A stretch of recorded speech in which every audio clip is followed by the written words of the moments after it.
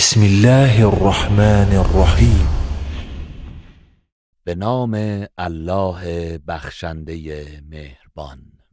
يا أيها الناس اتقوا ربكم الذي خلقكم من نفس واحدة وخلق منها زوجها وبث منهما رجالا كثيرا ونساء واتقوا الله الذي تساءلون به والأرحام إن الله كان عليكم رقيبا.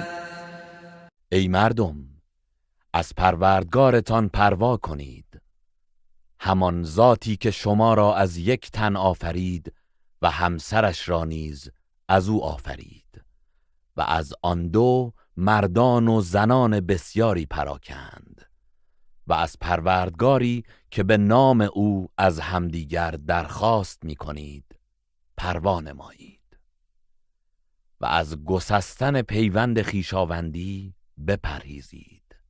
بیگمان الله همواره بر شما مراقب و نگهبان است.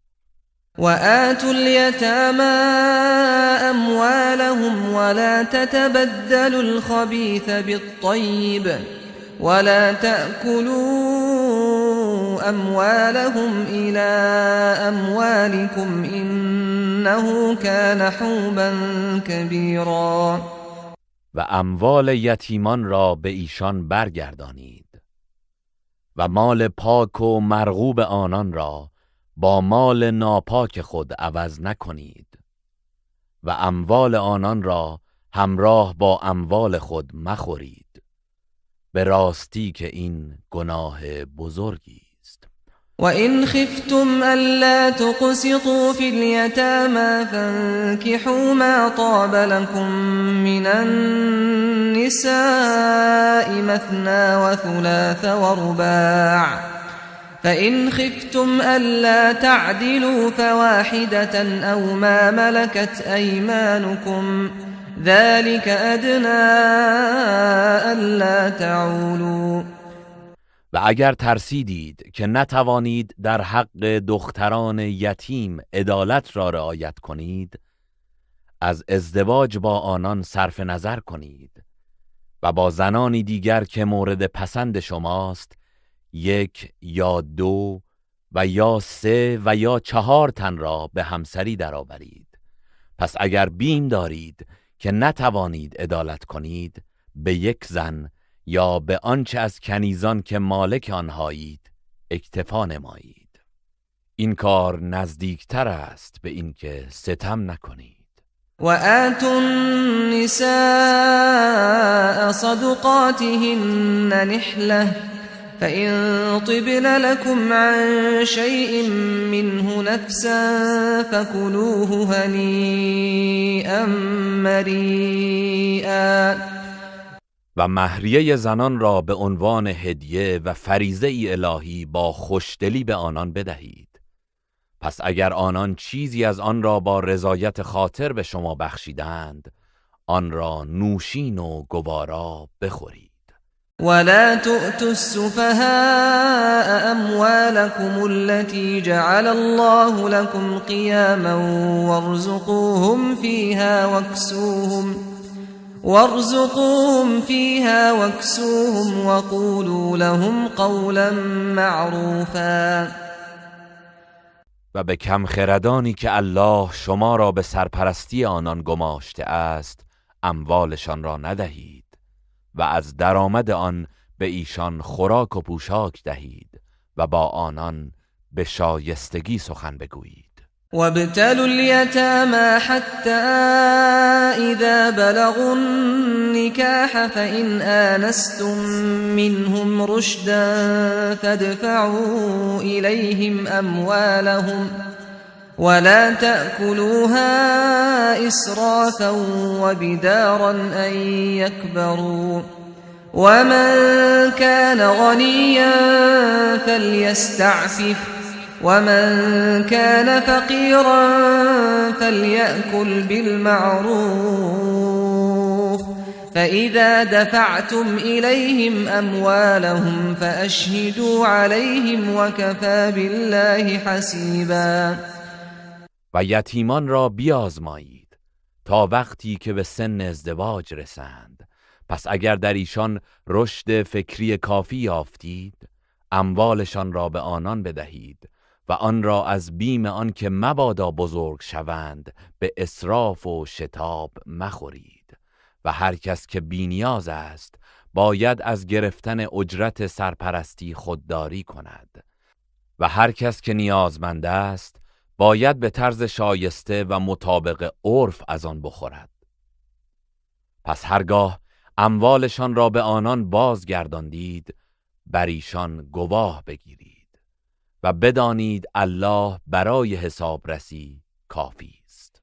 للرجال نصیب مما ترك الوالدان والأقربون وللنساء نصيب مما ترك الوالدان والأقربون مما قل منه أو كثر نصيبا مفروضا.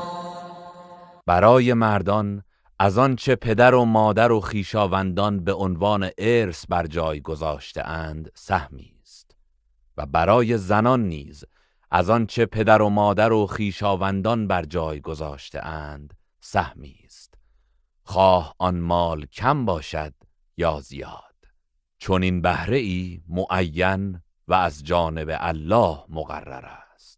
وَإِذَا حَضَرَ الْقِسْمَةَ أُولُو الْقُرْبَى وَالْيَتَامَى وَالْمَسَاكِينُ فَارْزُقُوهُم مِّنْهُ وَقُولُوا لَهُمْ قَوْلًا مَّعْرُوفًا.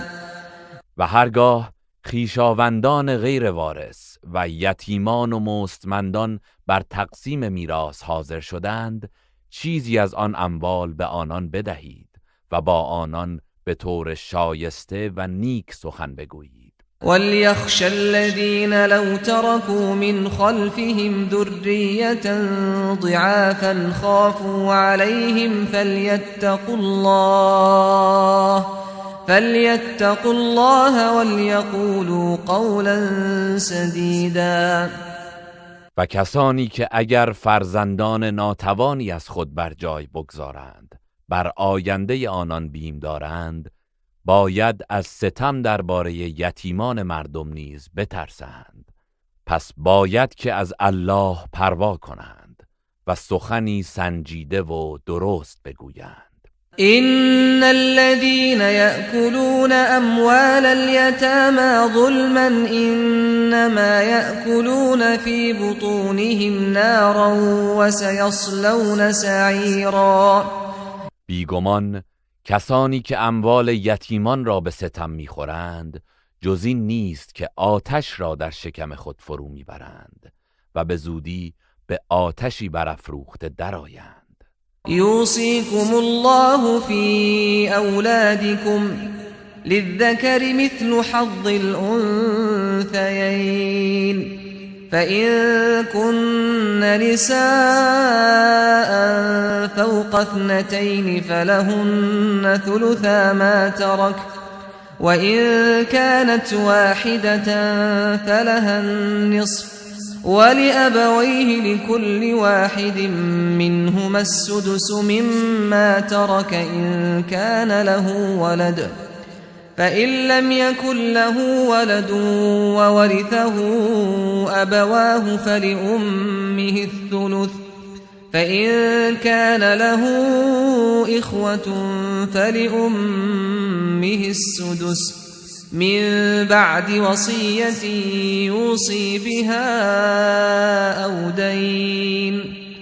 آباؤكم وأبناؤكم لا تدرون أيهم أقرب لكم نفعا فريضة من الله إن الله كان عليما حكيما.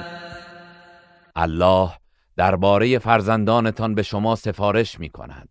سهم پسر مانند سهم 2 دختر است و اگر وارثان 2 دختر یا بیشتر از 2 دختر باشند سهم آنان 2/3 ترکه است و اگر فقط 1 دختر باشد سهم او نصف ترکه است. اگر متوفا فرزندی داشته باشد برای هر یک از پدر و مادرش 1/6 ترکه است و اگر فرزند نداشته باشد و تنها پدر و مادرش از او ارث برند در این صورت برای مادرش 1/3 است و برای پدر 2/3 و اگر او برادرانی داشته باشد سهم مادرش 1/6 است. این تقسیم میراث پس از عمل به وصیتی که کرده است یا پرداخت وامی که دارد انجام میگیرد. شما نمیدانید پدرانتان و یا فرزندانتان کدام یک برای شما سودمندترند. این احکام فریضه‌ای معین و مقرر شده از جانب الله است و بیگمان الله دانای حکیم است.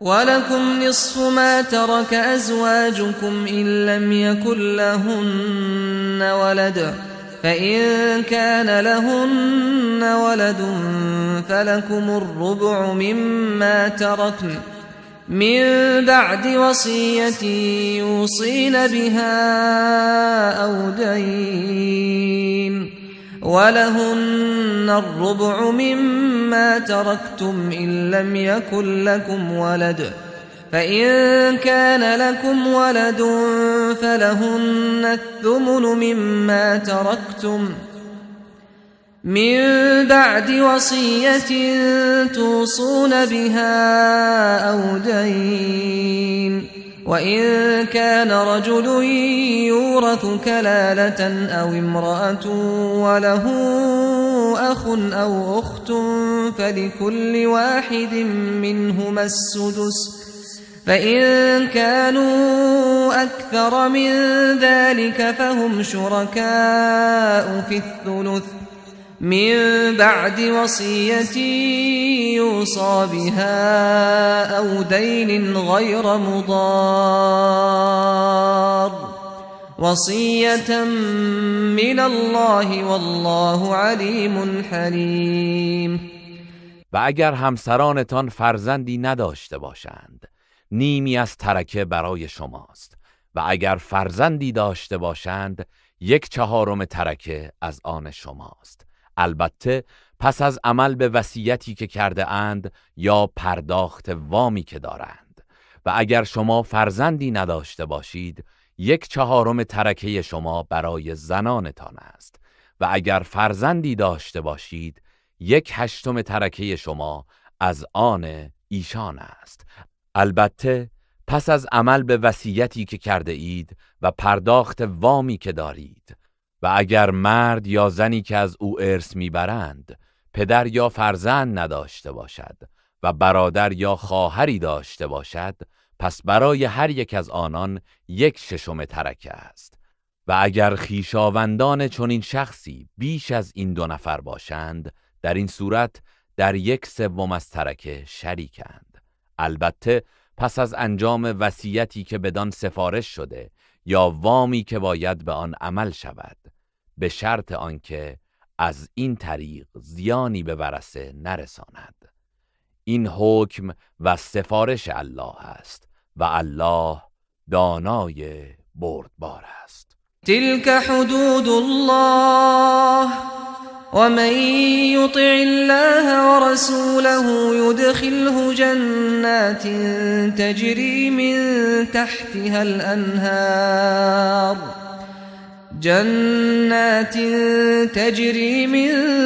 تحتها الأنهار خالدين فيها وذلك الفوز العظيم. اینها حدود الهی است و هر کس از الله و پیامبرش اطاعت کند وی را به باغ‌هایی در می‌آورد که از زیر درختان آن جویبارها جاری است، در آن جاودانه اند و این همان کامیابی بزرگ است. ومن يعص الله ورسوله ويتعد حدوده نارا خالدا فيها وله عذاب مهین.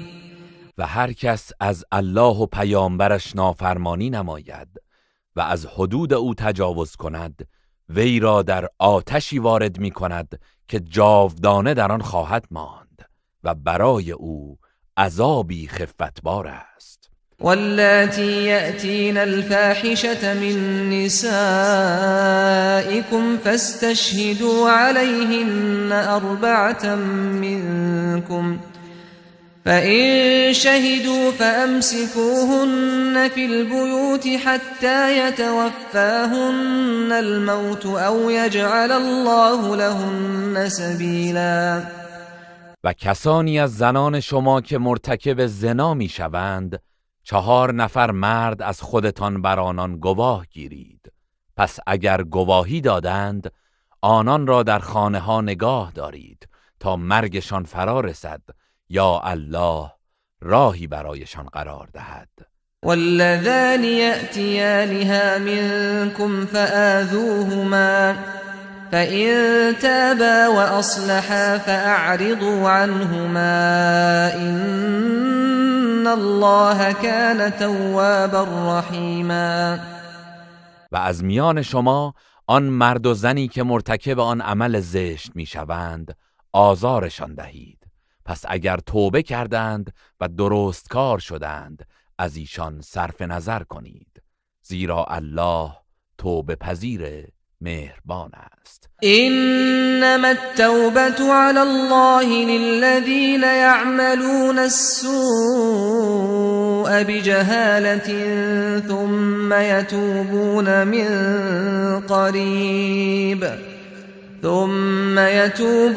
من قريب فأولئك يتوب الله عليهم وكان الله عليما حكيما.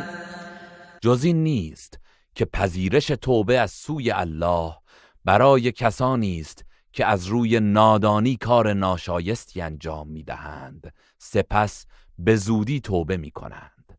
اینانند که الله توبهشان را میپذیرد و الله دانای حکیم است. وليست التوبة للذين يعملون السيئات حتى إذا حضر أحدهم الموت قال إني تبت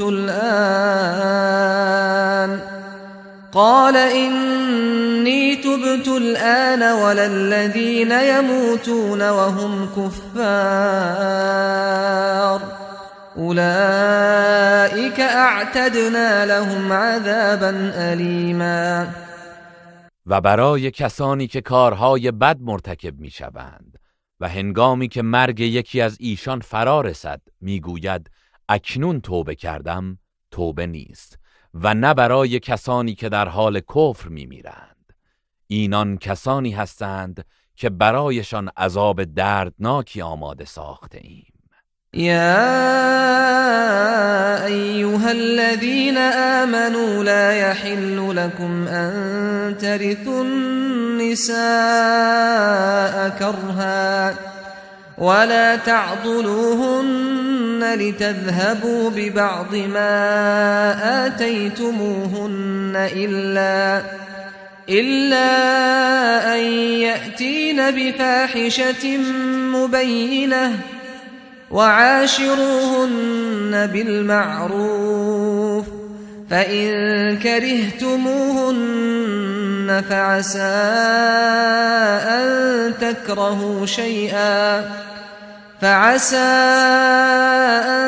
تكرهوا شيئا ويجعل الله فيه خيرا كثيرا. ای کسانی که ایمان آورده اید، برای شما حلال نیست که از زنان برخلاف میلشان ارث برید و آنان را زیر فشار قرار ندهید تا برخی از آنچه را که به عنوان مهریه به آنان داده اید پس بگیرید، مگر اینکه مرتکب عمل ناشایست آشکاری شوند و با آنان به طور شایسته رفتار کنید. و اگر از آنان خوشتان نیامد و کراهت داشتید، پس چه بسا چیزی را خوش نمی دارید و الله در آن خیر بسیار قرار می دهد. وَإِنْ أَرَدْتُمُ اسْتِبْدَالَ زَوْجٍ مَّكَانَ زَوْجٍ وَآتَيْتُمْ إِحْدَاهُنَّ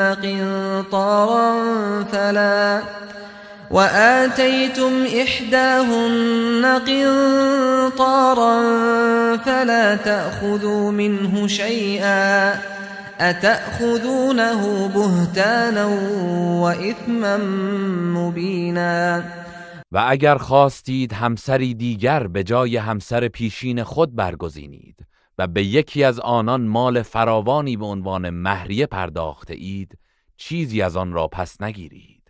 آیا می‌خواهید آن مال را به بهتان و گناه آشکار بازپس گیرید؟ وَكَيْفَ تَأْخُذُونَهُ وَقَدْ أَفْضَىٰ بَعْضُكُمْ إِلَىٰ بَعْضٍ وَأَخَذْنَ مِنكُم مِّيثَاقًا غَلِيظًا.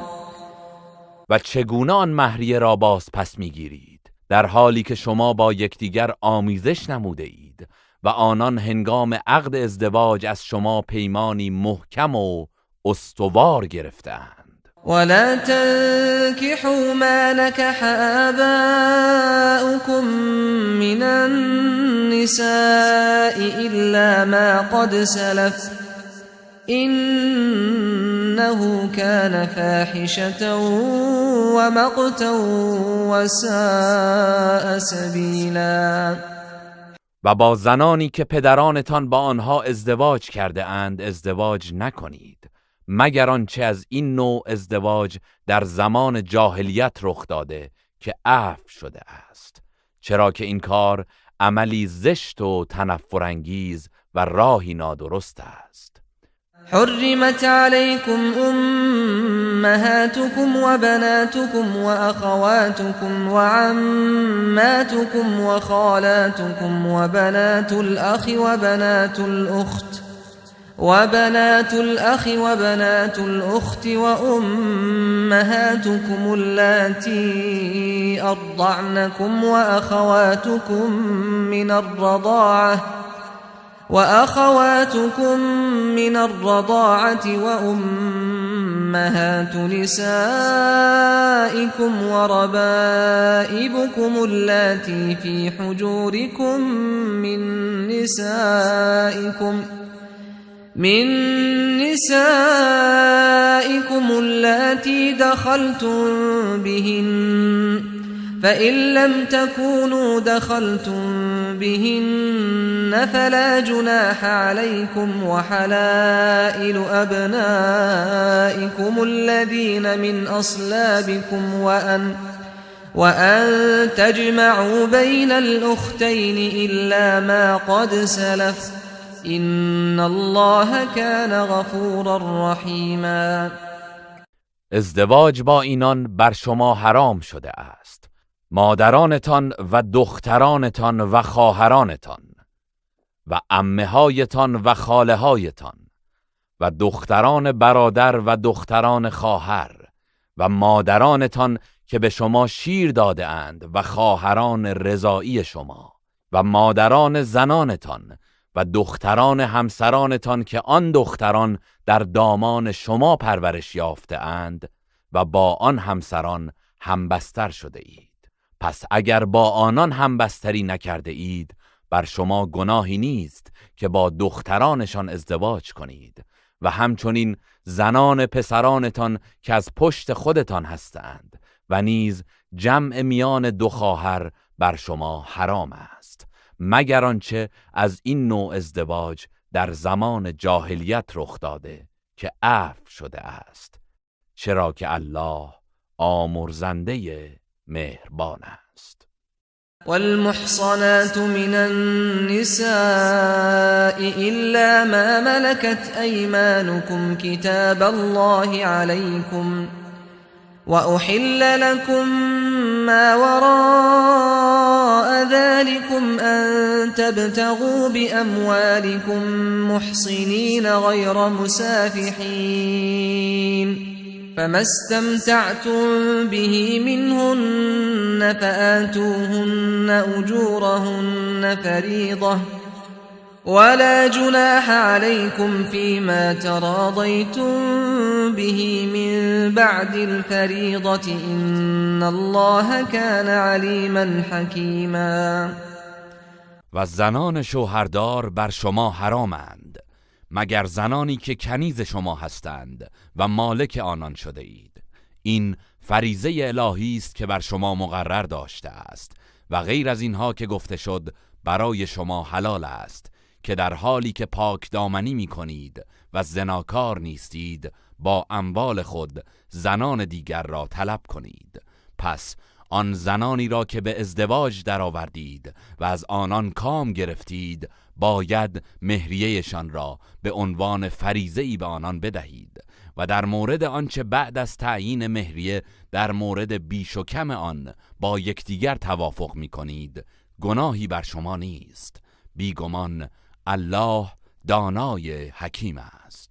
ومن لم يستطع منكم طولا أن ينكح المحصنات المؤمنات فمما ملكت أيمانكم من فتياتكم المؤمنات والله أعلم بإيمانكم بعضكم من بعض فانكحوهن بإذن أهلهن وآتوهن أجورهن بالمعروف محصنات غير مسافحات ولا متخذات أخدان فإذا أحصن فإن أتين بفاحشة فعليهن نصف ما على المحصنات من العذاب ذلك لمن خشي العنة منكم وأن تصبروا خير لكم والله غفور رحيم. و هر کس از شما از لحاظ مالی توانایی ازدواج با زنان آزاده مؤمن را ندارد پس با کنیزکان با ایمانی که ملک یمین شما هستند ازدواج کند و الله به ایمان شما داناتر است. همه از جنس یکدیگرید و با هم برابرید. پس با اجازه سرپرستشان با آنان ازدواج کنید و مهریه هایشان را به طور پسندیده به ایشان بدهید به شرط آنکه پاک دامن باشند، نه زناکار و نه آنان که در پنهان برای خود دوست گیرند. آنگاه چون ازدواج کردند اگر مرتکب زنا شدند پس مجازاتشان نصف مجازات زنان آزاد است. این اجازه ازدواج با کنیزان برای کسی از شماست که از آلایش گناه بترسد و صبر و پاک دامنی پیشه کردن برایتان بهتر است و الله آمرزنده مهربان است. يريد الله ليبين لكم ويهديكم سنن الذين من قبلكم ويتوب عليكم والله عليم حكيم. الله می‌خواهد که احکام خیش را برایتان روشن سازد و شما را به راه و روش کسانی که پیش از شما بودند راهنمایی کند و الله دانای حکیم است. والله يريد أن يتوب عليكم ويريد الذين يتبعون الشهوات أن تميلوا ميلا عظيما. و الله می‌خواهد توبه شما را بپذیرد و از آلودگی گناه پاک نماید، ولی کسانی که از خواسته های نفسانی پیروی می کنند می خواهند شما دستخوش انحراف بزرگی شوید. يريد الله أن يخفف عنكم وخلق الإنسان ضعيفا. الله می خواهد بر شما آسان گیرد و انسان ضعیف و ناتوان آفریده شده است. يا أيها الذين آمنوا لا تأكلوا أموالكم بينكم بالباطل إلا أن تكون تجارة عن تراض منكم ولا تقتلوا أنفسكم إن الله كان بكم رحیما. ای کسانی که ایمان آورده اید، اموال یکدیگر را به باطل و از راه‌های نامشروع نخورید، مگر اینکه تجارتی با رضایت شما انجام گرفته باشد، و یکدیگر را نکشید و خودکشی نکنید. همانا الله نسبت به شما مهربان است، پس شما را از این کارها باز می‌دارد. و من یفعل ذلك عدوانا و ظلما فسوف نصلیه نارا و کان ذلك علی الله یسیرا. و هر کس که از روی تجاوز و ستم چنین کند، پس به زودی او را در آتشی سوزان درآوریم و این کار برای الله آسان است. إن تجتنبوا كبائر ما تنهون عنه نكفر عنكم سيئاتكم وندخلكم مدخلا كريما.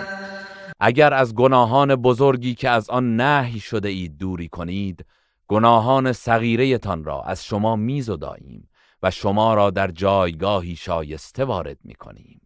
ولا تتمنوا ما فضل الله به بعضكم على بعض للرجال نصيب مما اكتسبوا وللنساء نصيب مما اكتسبن واسألوا الله من فضله إن الله كان بكل شيء عليما.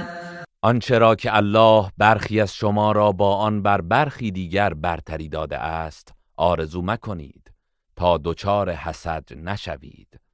مردان را از آنچه به دست آورده اند بهره است و زنان را نیز از آنچه به دست آورده اند بهره است و از الله فضل و بخشش او را بخواهید. بیگمان الله به هر چیزی داناست. ولكل جعلنا موالي مما ترك الوالدان والأقربون والذين عقدت أيمانكم فآتوهم نصيبهم إن الله كان على كل شيء شهيدا. و ما برای هر کس وارثانی قرار داده ایم که از آنچه پدر و مادر و خویشاوندان بر جای گذاشته اند ارث ببرند و نیز کسانی که با آنان پیمان بسته اید نصیبشان را از ارث بدهید. بیگمان الله بر هر چیزی گواه است. الرجال قوامون على النساء بما فضل الله بعضهم على بعض وبما أنفقوا من أموالهم فالصالحات قانتات حافظات للغيب بما حفظ الله واللاتي تخافون نشوزهن فعظوهن واهجروهن في المضاجع واضربوهن فإن أطعنكم فلا تبغوا عليهن سبيلا إن الله كان عليا كبيرا. مردان بر زنان سرپرست و نگهبانند به خاطر آنکه الله برخی از ایشان را بر برخی برتری داده و نیز به خاطر آنکه از اموال خیش برای زنان خرج می کنند. پس زنان صالح آنانند که فرمان بردارند و به پاس آنچه الله برای آنان حفظ کرده اسرار و حقوق شوهران خود را در غیبت آنان حفظ می کنند و به زنانی که از نافرمانی آنان بیم دارید پند و اندرز دهید. اگر فرمان بردار نشدند در بستر از ایشان دوری کنید و اگر تأثیر نکرد آنان را به طوری که آزار نبینند بزنید. پس اگر از شما اطاعت کردند هیچ راهی برای بهانه‌جویی و سرزنش بر آنها مجویید و بدانید که الله بلند مرتبه بزرگ است. وإن خفتم شقاق بينهما فبعثوا حكما من أهله وحكما من أهلها إن يريدا إصلاحا يوفق الله بينهما إن الله كان عليما خبيرا. و اگر از اختلاف و جدایی میان آن دو زن و شوهر بیم داشتید، پس داوری از خانواده شوهر و داوری از خانواده زن تعیین کنید و بفرستید. اگر این دو داور قصد اصلاح داشته باشند، الله میان آن دو زن و شوهر سازگاری خواهد داد. بیگمان الله دانای آگاه است. واعبدوا الله ولا تشركوا به شيئا وبالوالدين إحسانا وبذي القربى واليتامى والمساكين والجار ذي القربى والجار الجنب والصاحب بالجنب وابن السبيل وما ملكت أيمانكم إن الله لا يحب من كان مختالا فخورا. و الله را بپرستید و چیزی را با او شریک مگردانید و به پدر و مادر نیکی کنید و نیز به خویشاوندان و یتیمان و بینوایان و همسایه خویشاوند و همسایه بیگانه و همنشین و در راه مانده و کنیزان و بردگانی که مالک آنها هستید نیکی کنید و بدانید که بیگمان الله کسی را که متکبر و فخر فروش باشد دوست ندارد. الذين يبخلون ويأمرون الناس بالبخل ويكتمون ما آتاهم الله من فضله وأعتدنا للكافرین عذابا مهینا. همان کسانی که بخل می‌ورزند و مردم را به بخل وامی دارند و آنچه را که الله از فضل خیش به آنان بخشیده است کتمان می‌نمایند و برای کافران و ناسپاسان عذابی خفتبار آماده کرده ایم. والذین ينفقون أموالهم رئاء الناس ولا يؤمنون بالله ولا باليوم الآخر ومن يكن الشيطان له قرينا فساء قرینا.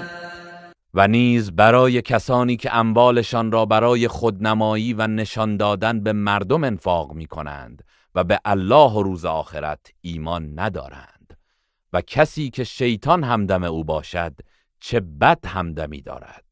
و ماذا علیهم لو آمنوا بالله واليوم الآخر وانفقوا مما رزقهم الله وكان الله بهم علیما.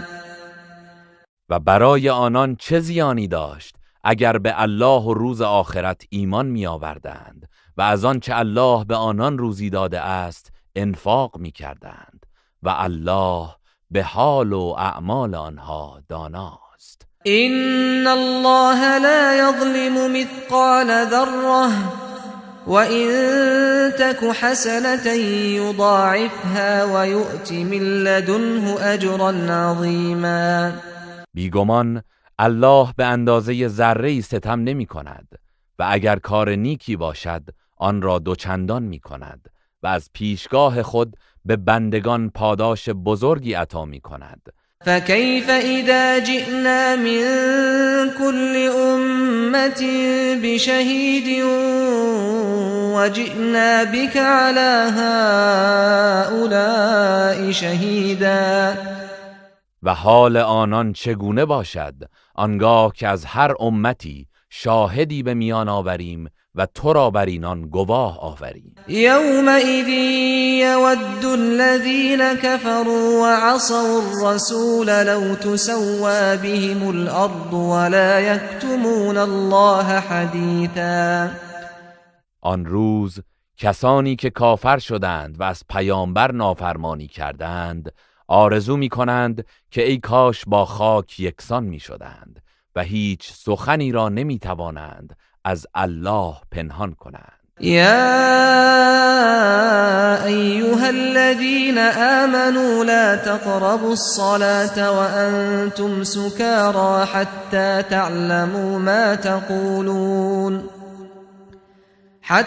تعلموا ما تقولون ولا جنبا إلا عابري سبيل حتى تغتسلوا وإن كنتم مرضى أو على سفر أو جاء أحد منكم من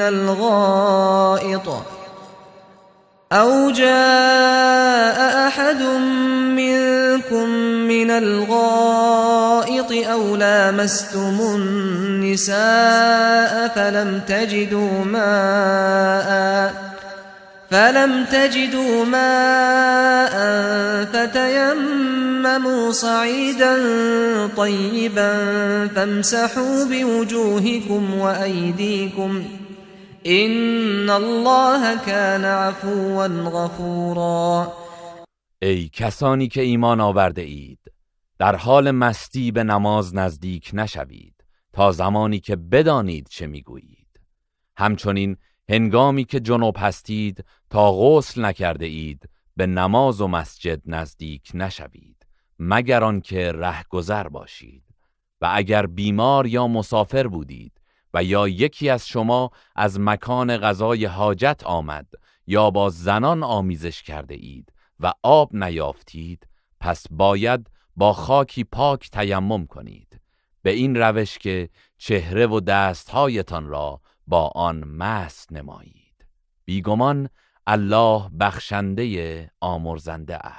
ألم تر إلى الذين أوتوا نصيبا من الكتاب يشترون الضلالة ويريدون أن تضلوا السبيل.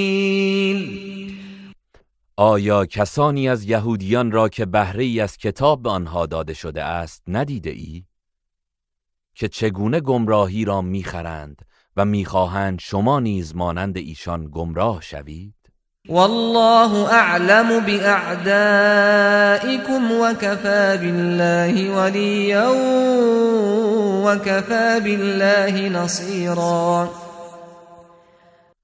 و الله به دشمنان شما داناتر است و کافی است که الله سرپرست و نگهدارتان باشد و کافی است که الله یار و مددکارتان باشد. من الذين هادوا يحرفون الكلم عن مواضعه ويقولون سمعنا وعصينا واسمع غير مسمع وراعنا ليا بألسنتهم وطعنا في الدين ولو أنهم قالوا سمعنا وأطعنا واسمع وانظرنا لكان خيرا لهم وأقوم ولكن لعنهم الله بكفرهم فلا يؤمنون إلا قليلا.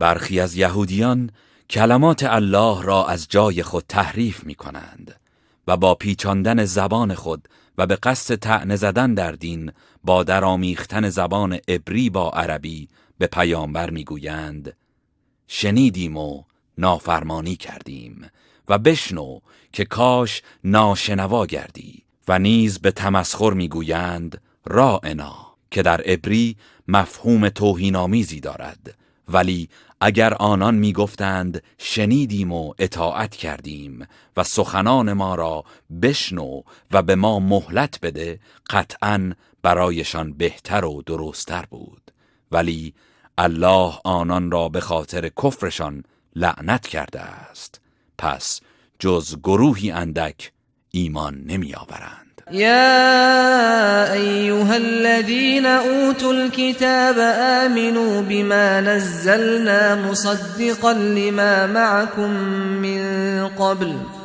من قبل أن نطمس وجوها فنردها على أدبارها أو نلعنهم كما لعنا أصحاب السبت وكان امر الله مفعولا. ای کسانی که کتاب آسمانی به شما داده شده، به آنچه بر پیامبر خود نازل کردیم و تصدیق کننده همان چیزی است که با شماست ایمان بیاورید، پیش از آن که نقش چهره‌هایی را محو کنیم و آنها را به پشت سر بازگردانیم یا آنها را لعنت کنیم، همان گونه که اصحاب سبت را لعنت کردیم و فرمان الله انجام پذیر است. إن الله لا يغفر أن يشرك به ويغفر ما دون ذلك لمن يشاء ومن يشرك بالله فقد افترى إثما عظيما. بیگمان الله این را که به او شرک آورده شود نمی بخشد و غیر از آن را برای هر کس بخواهد می بخشد و هر کس که به الله شرک ورزد یقینا گناهی بزرگ به گردن گرفته است. ألم تر إلى الذين يزكون أنفسهم بل الله يزكي من يشاء ولا يظلمون فتیلا. آیا ندیدی کسانی را که خیشتن را پاک می شمارند و خودستایی می کنند؟ چون این نیست، بلکه الله هر کس را بخواهد پاک می گرداند و به ایشان حتی اندازه ذره ناچیزی ستم نمی شود. انظر كيف يفترون على الله الكذب وكفى به إثما مبينا. ببین چگونه بر الله دروغ می‌بندند و همین کافی است که این سخن یک گناه آشکار باشد. ألم تر إلى الذين أوتوا نصيبا من الكتاب يؤمنون بالجبت والطاغوت ويقولون للذين كفروا هؤلاء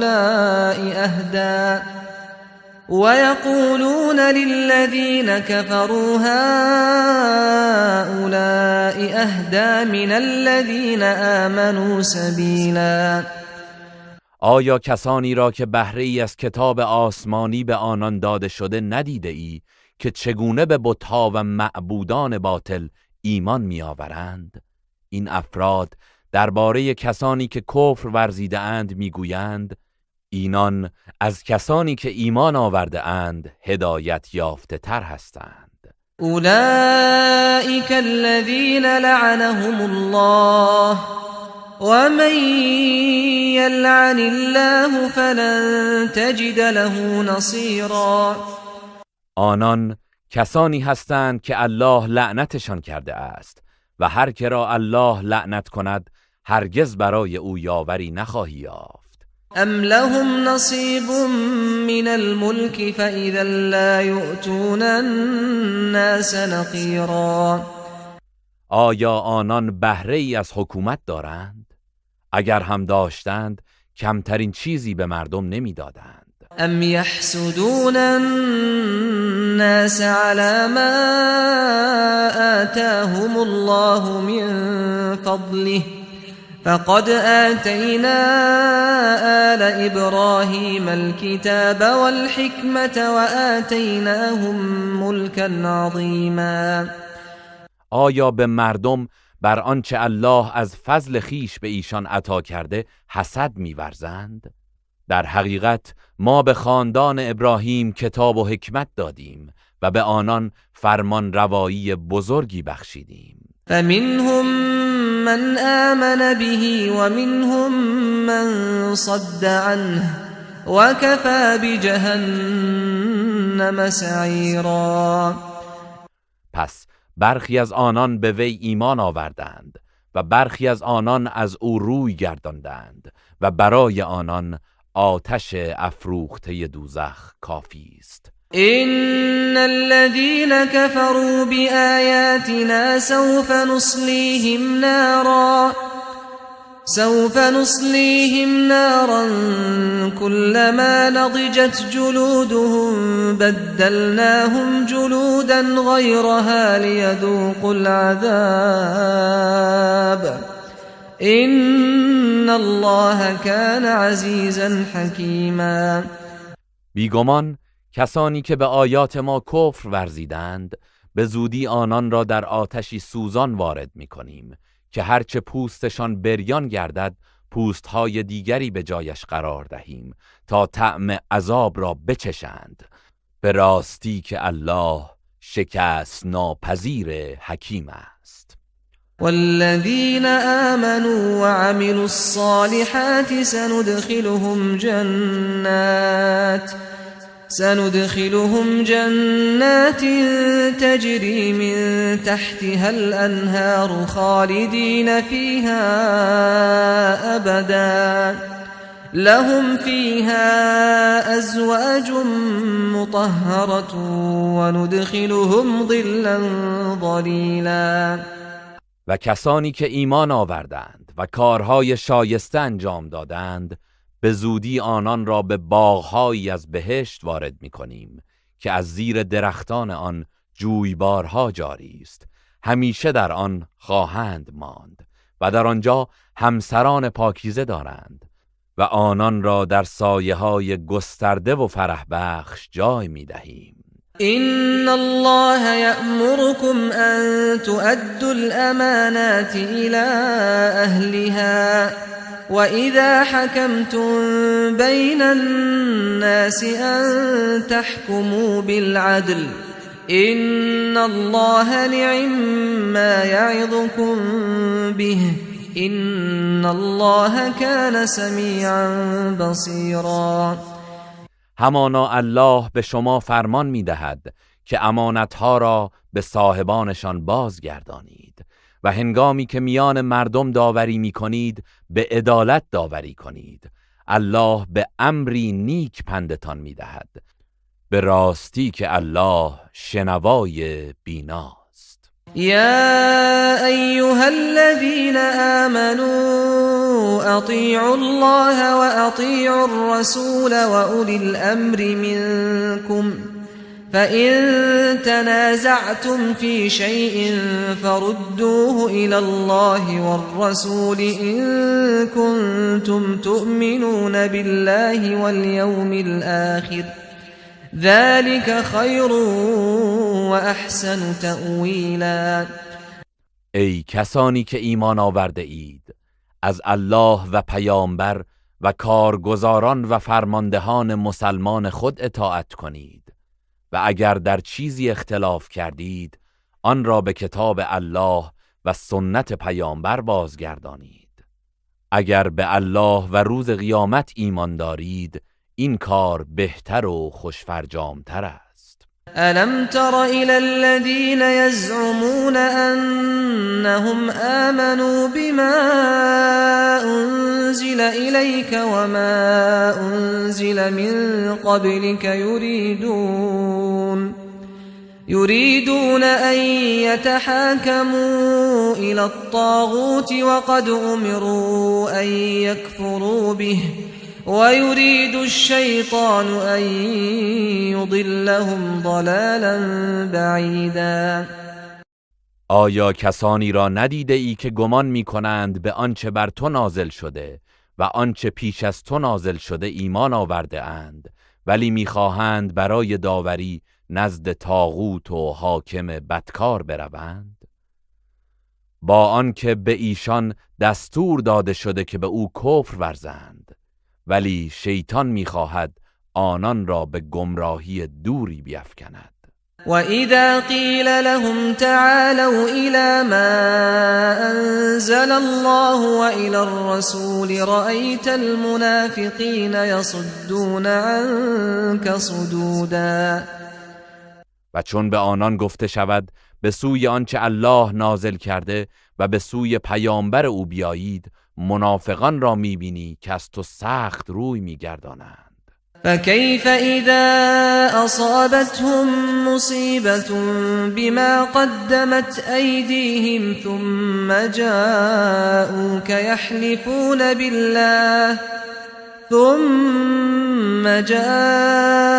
يحلفون بالله إن أردنا إلا إحسانا وتوفيقا پس چگونه وقتی که به سزای کارهای بدشان مصیبتی به آنان رسد نزد تو می آیند و سوگند به الله یاد می کنند که منظور ما از رفتن برای داوری نزد دیگران جز نیکی و توافق میان طرفین نبوده است. اولئك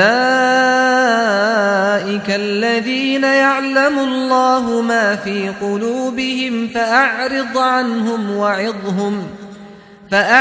عنهم وعظهم وقل لهم في أنفسهم قولا بلیغا. اینان همان کسانی هستند که الله میداند که چه در دل دارند، پس از آنان روی بگردان و اندرزشان ده و با بیانی رسا نتایج کردارشان را به ایشان گوش زد کن.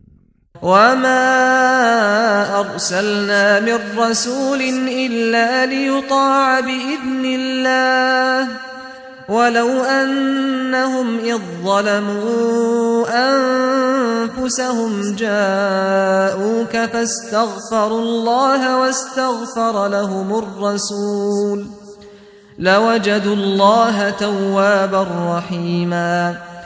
و هیچ پیامبری را نفرستادیم مگر برای اینکه به فرمان الله از وی اطاعت شود، و اگر آنها هنگامی که بر خویشتن ستم می کردند نزد تو می آمدند و از الله طلب آمرزش می کردند، بیگمان الله را توبه پذیر مهربان می یافتند. فلا وربك لا يؤمنون حتى يحكموك فيما شجر بينهم ثم لا يجدوا في أنفسهم حرجا مما قضيت ويسلموا تسلیما. نه، سوگند به پروردگارت که ایمان نمی آورند مگر اینکه در اختلافات خیش تو را داور قرار دهند و از داوری تو در دل خود احساس ناراحتی نکنند و کاملا تسلیم باشند. ولو أنا كتبنا عليهم أن اقتلوا أنفسكم أو اخرجوا من دياركم ما فعلوه إلا قليل منهم ولو أنهم فعلوا ما يوعظون به لكان خيرا لهم وأشد تثبیتا. و اگر مانند بنی اسرائیل بر آنان مقرر می کردیم که نافرمانان خود را بکشید یا از خانه و شهرتان بیرون روید، جز اندکی از ایشان به آن اوامر عمل نمی کردند.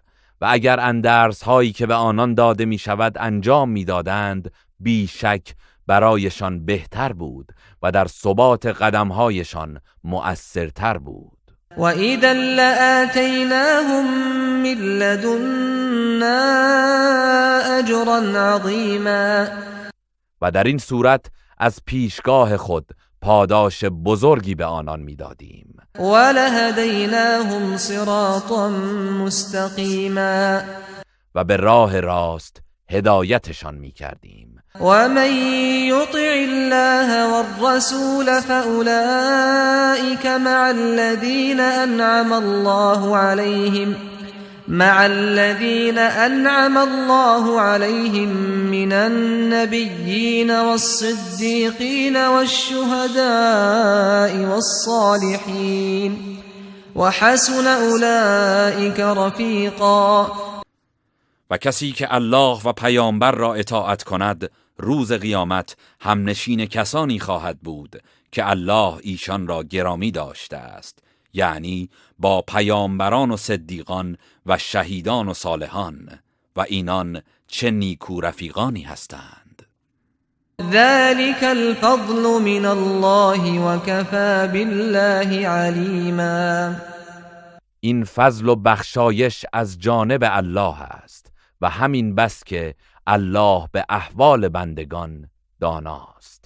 یا ایها الذین آمنوا خذوا حذركم فانفروا ثبات او انفروا جمیعا. ای کسانی که ایمان آورده اید، سلاح خود را برگیرید، آنگاه گروه گروه یا یک پارچه به سوی دشمن رهسپار گردید. وَإِنَّ مِنكُمْ لَمَن لَّيُبَطِّئَنَّ فَإِنْ أَصَابَتْكُم مُّصِيبَةٌ قَالَ قَدْ أَنْعَمَ اللَّهُ عَلَيَّ إِذْ لَمْ أَكُن مَّعَهُمْ شَهِيدًا. و به راستی از میان شما کسی است که از شرکت در جهاد سستی می کند و اگر مصیبتی به شما رسد می گوید الله بر من لطف کرد که با آنان حاضر نبودم. وَلَئِنْ أَصَابَكُمْ فَضْلٌ مِّنَ اللَّهِ لَيَقُولَنَّ كَأَن لَّمْ تَكُن بَيْنَكُمْ وَبَيْنَهُ مَوَدَّةٌ يَا لَيْتَنِي كُنتُ مَعَهُمْ فَأَفُوزَ فَوْزًا عَظِيمًا. ولی اگر بخشش و غنیمتی از جانب الله به شما رسد، چنان که گویا هرگز میان شما و او رابطه دوستی نبوده، با حسرت میگوید ای کاش من نیز همراه آنان بودم و به کامیابی بزرگی میرسیدم. فَلْيُقَاتِلْ فِي سَبِيلِ اللَّهِ الَّذِينَ يَشْرُونَ الْحَيَاةَ الدُّنْيَا بِالْآخِرَةِ وَمَن يُقَاتِلْ فِي سَبِيلِ اللَّهِ فَيُقْتَلْ أَوْ يَغْلِبْ فَسَوْفَ نُؤْتِيهِ أَجْرًا عَظِيمًا. پس کسانی که زندگی دنیا را به آخرت فروخته اند باید در راه الله پیکار کنند و به هر کس که در راه الله پیکار کند، خواه کشته شود یا پیروز گردد، به زودی پاداش بزرگی خواهیم داد. وَمَا لَكُمْ لَا تُقَاتِلُونَ فِي سَبِيلِ اللَّهِ وَالْمُسْتَضْعَفِينَ مِنَ الرِّجَالِ وَالنِّسَاءِ وَالْوِلْدَانِ الَّذِينَ يَقُولُونَ رَبَّنَا أَخْرِجْنَا مِنْ هَٰذِهِ الْقَرْيَةِ الظَّالِمِ أَهْلُهَا وَاجْعَل لَّنَا مِن لَّدُنكَ وَلِيًّا وَاجْعَل لَّنَا مِن لَّدُنكَ نَصِيرًا. و شما را چه شده است که در راه الله و برای یاری مردان و زنان و کودکان مستضعف پیکار نمی کنید؟ همانان که میگویند پروردگارا ما را از این شهر مکه که اهلش ستمگرند بیرون ببر و از سوی خیش برای ما سرپرستی قرار بده و از جانب خود یار و مددکاری برایمان بگمار. الذين آمنوا يقاتلون في سبيل الله والذين كفروا يقاتلون في سبيل الطاغوت فقاتلوا أولياء الشيطان إن كيد الشيطان كان ضعيفا. آنان که ایمان آورده اند در راه الله پیکار می کنند و آنان که کافرند در راه طاغوت می جنگند، پس با یاران شیطان پیکار کنید که قطعاً نیرنگ و نقشه شیطان ضعیف است. ألم تر إلى الذين قيل لهم كفوا أيديكم وأقيموا الصلاة وآتوا الزكاة فلما كتب عليهم القتال إذا فريق منهم يخشون الناس كخشية الله أو أشد خشية وقالوا ربنا لم كتبت علينا القتال لولا أخرتنا إلى أجل قريب قل متاع الدنيا قليل والآخرة خير لمن اتقى ولا تظلمون فتیلا. آیا کسانی را ندیدی که در مکه به آنها گفته شد اکنون دست از جنگ بردارید و نماز بر پای دارید و زکات دهید؟ ولی چون در مدینه جهاد بر آنان مقرر شد، به ناگاه گروهی از آنان از مردم مشرک مکه ترسیدند، مانند ترس از الله یا حتی بیشتر، و گفتند پروردگارا چرا جهاد را بر ما مقرر کردی؟ چرا ما را تا مدتی کوتاه مهلت ندادی؟ بگو برخورداری از این دنیا ناچیز است و برای کسی که پرهیزکار باشد سرای آخرت بهتر است و در آنجا کوچکترین ستمی به شما نخواهد شد.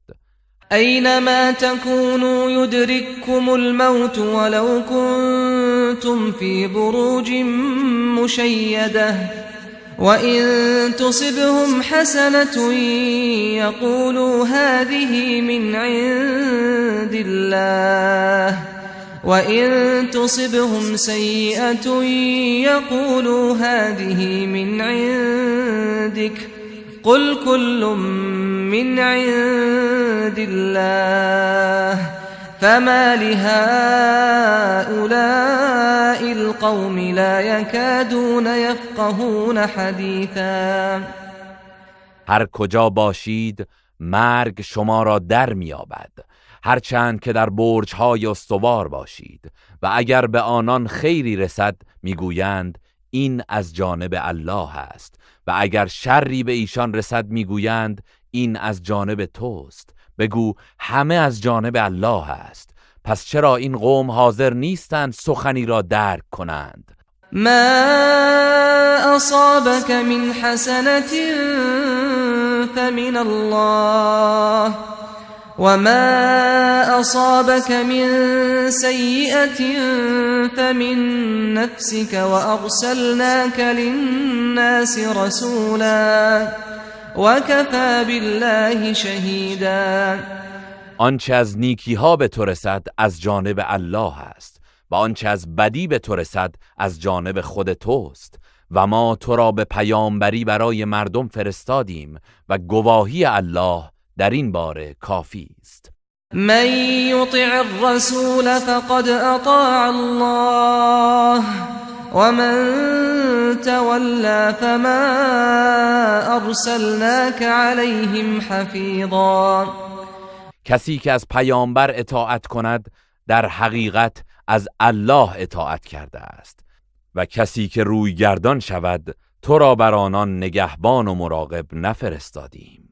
ويقولون طاعة فإذا برزوا من عندك بيت طائفة منهم غير الذي تقول والله يكتب ما يبيتون فأعرض عنهم وتوكل على الله وكفى بالله وكيلا. و آنان در حضور تو میگویند فرمان برداریم، ولی چون از حضور تو بیرون روند گروهی از آنان شبانه جز آنچه تو میگویی تدبیر میکنند و الله آنچه را که شبانه در سر میپرورند مینگارد. پس از آنان روی بگردان و بر الله توکل کن، کافی است که او یار و کارساز تو باشد. افلا يتدبرون القرآن ولو كان من عند غير الله لوجدوا فيه اختلافا كثيرا. آیا در قرآن نمی اندیشند که اگر از سوی کسی غیر از الله بود قطعاً اختلاف بسیاری در آن میافتند؟ وَإِذَا جَاءَهُمْ أَمْرٌ مِّنَ الْأَمْنِ أَوِ الْخَوْفِ أَذَاعُوا بِهِ وَلَوْ رَدُّوهُ إِلَى الرَّسُولِ وَإِلَى أُولِي الْأَمْرِ مِنْهُمْ لَعَلِمَهُ الَّذِينَ يَسْتَنبِطُونَهُ مِنْهُمْ ولولا فضل الله عليكم ورحمته لاتبعتم الشيطان إلا قليلا. و هنگامی که خبری از ایمنی و پیروزی یا ترس و شکست به آنان رسد آن را فاش می‌سازند، در حالی که اگر آن را به پیامبر و فرماندهانشان باز می‌گرداندند از حقیقت امر آگاه می‌شدند. و اگر فضل و رحمت الله بر شما نبود جز اندکی همگی از شیطان پیروی می‌کردید. فقاتل في سبيل الله لا تكلف إلا نفسك وحرض المؤمنين عسى الله أن يكف بأس الذين كفروا والله اشد بأسا واشد تنکیلا. پس در راه الله پیکار کن، تو عهدهدار کسی جز خود نیستی و مؤمنان را به جهاد تشویق کن. امید است که الله آسیب کافران را از شما بگرداند و الله قدرتش بیشتر و کیفرش سخت‌تر است. من یشفع شفاعة حسنة یکن له نصیب منها ومن یشفع شفاعة سیئة یکن له کفل منها وكان الله على كل شيء مقیتا. کسی که شفاعت پسندیده‌ای کند از خیر آن نصیبی خواهد داشت و کسی که شفاعت ناپسندی کند از شر آن نصیبی خواهد داشت و الله همواره بر هر چیزی ناظر و مراقب است. وَإِذَا حُيِّيتُم بِتَحِيَّةٍ فَحَيُّوا بِأَحْسَنَ مِنْهَا أَوْ رُدُّوهَا إِنَّ اللَّهَ كَانَ عَلَى كُلِّ شَيْءٍ حَسِيبًا. و چون شما را تحیت و سلام گویند شما پاسخی بهتر و یا همانند آن دهید که الله همواره بر همه چیز حسابرس است. الله لا إله إلا هو ليجمعنكم إلى يوم القيامة لا ريب فيه ومن أصدق من الله حديثا.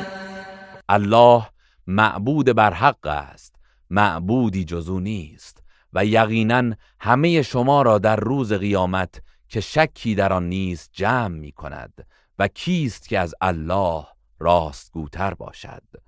فما لكم في المنافقين فئتين والله أركسهم بما كسبوا أتريدون أن تهدوا من أضل الله ومن يضلل الله فلن تجد له سبيلا.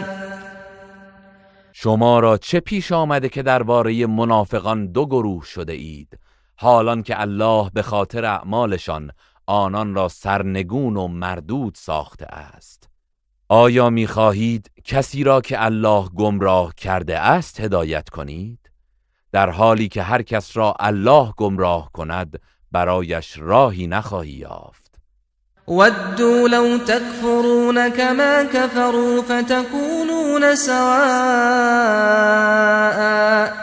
فلا تتخذوا منهم أولياء حتى يهاجروا في سبيل الله فإن تولوا فخذوهم واقتلوهم حيث وجدتموهم ولا تتخذوا منهم وليا ولا نصيرا.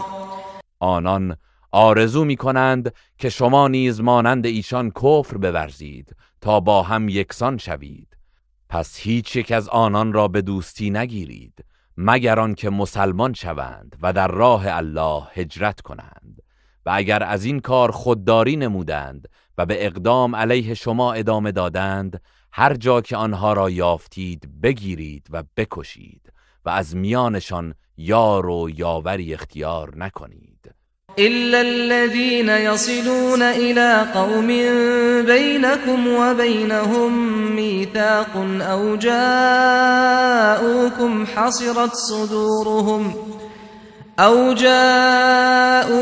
حصرت صدورهم أن يقاتلوكم أو يقاتلوا قومهم ولو شاء الله لسلطهم عليكم فلقاتلوكم فإن اعتزلوكم فلم يقاتلوكم وألقوا إليكم السلم فما جعل الله لكم عليهم سبيلا. مگر آنهایی که با هم پیمانان شما پیمان بستند یا آنهایی که نزدتان میآیند و از جنگ با شما یا قوم خود به تنگ آمدند و اگر الله میخواست آنان را بر شما مسلط می کرد که با شما بجنگند. پس اگر از شما کنارگیری کردند و با شما نجنگیدند و تسلیم و فرمان بردار شما شدند، بدانید که دیگر الله برای شما راهی برای تجاوز بر آنان قرار نداده است. ستجدون آخرین یریدون ان یأمنوکم و یأمنوا قومهم كلما ردوا إلى الفتنة أركسوا فيها فإن لم يعتزلوكم ويلقوا إليكم السلم ويكفوا أيديهم فخذوهم واقتلوهم حيث ثقفتموهم وأولئكم جعلنا لكم عليهم سلطانا مبینا. و به زودی گروه دیگری را خواهید یافت که ظاهراً می‌خواهند از شما و قوم خود در امان باشند، ولی هرگاه به فتنه شرک بازگردانده شوند در آن فرو می‌روند. پس اگر از شما کناره نگرفتند و از در تسلیم و صلح وارد نشدند و دست از شما باز نداشتند، آنگاه هر کجا که آنان را یافتید به اسارت بگیرید و یا بکشید. آنانند که ما برای شما علیه ایشان تسلطی آشکار قرار داده ایم. وما كان لمؤمن أن يقتل مؤمنا إلا خطأ ومن قتل مؤمنا خطأ فتحرير رقبة مؤمنة ودية مسلمة إلى أهله إلا أن يصدقوا فإن كان من قوم عدو لكم وهو مؤمن فتحرير رقبة مؤمنة وإن كان من قوم بينكم وبينهم ميثاق فدية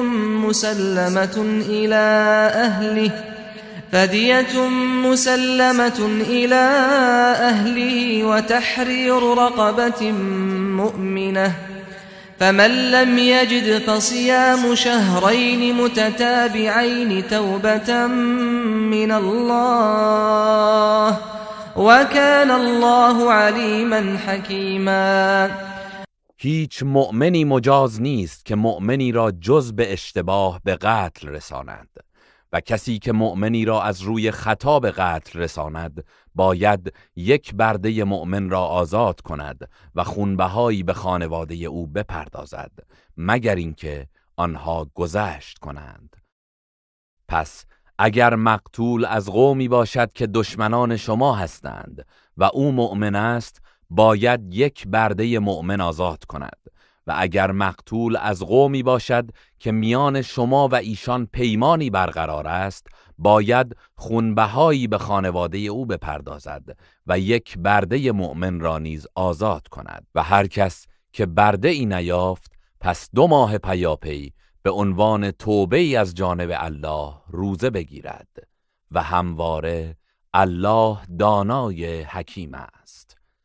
ومن يقتل مؤمنا متعمدا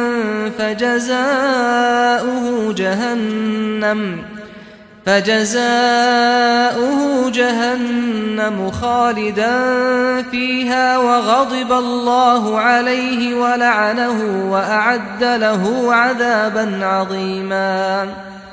و هر کس مؤمنی را از روی عمد به قتل رساند کیفرش دوزخ است که در آن جاودانه میماند و الله بر وی غضب میکند و او را از رحمتش دور میسازد و عذاب بزرگی برای او آماده ساخته است. يا أيها الذين آمنوا إذا ضربتم في سبيل الله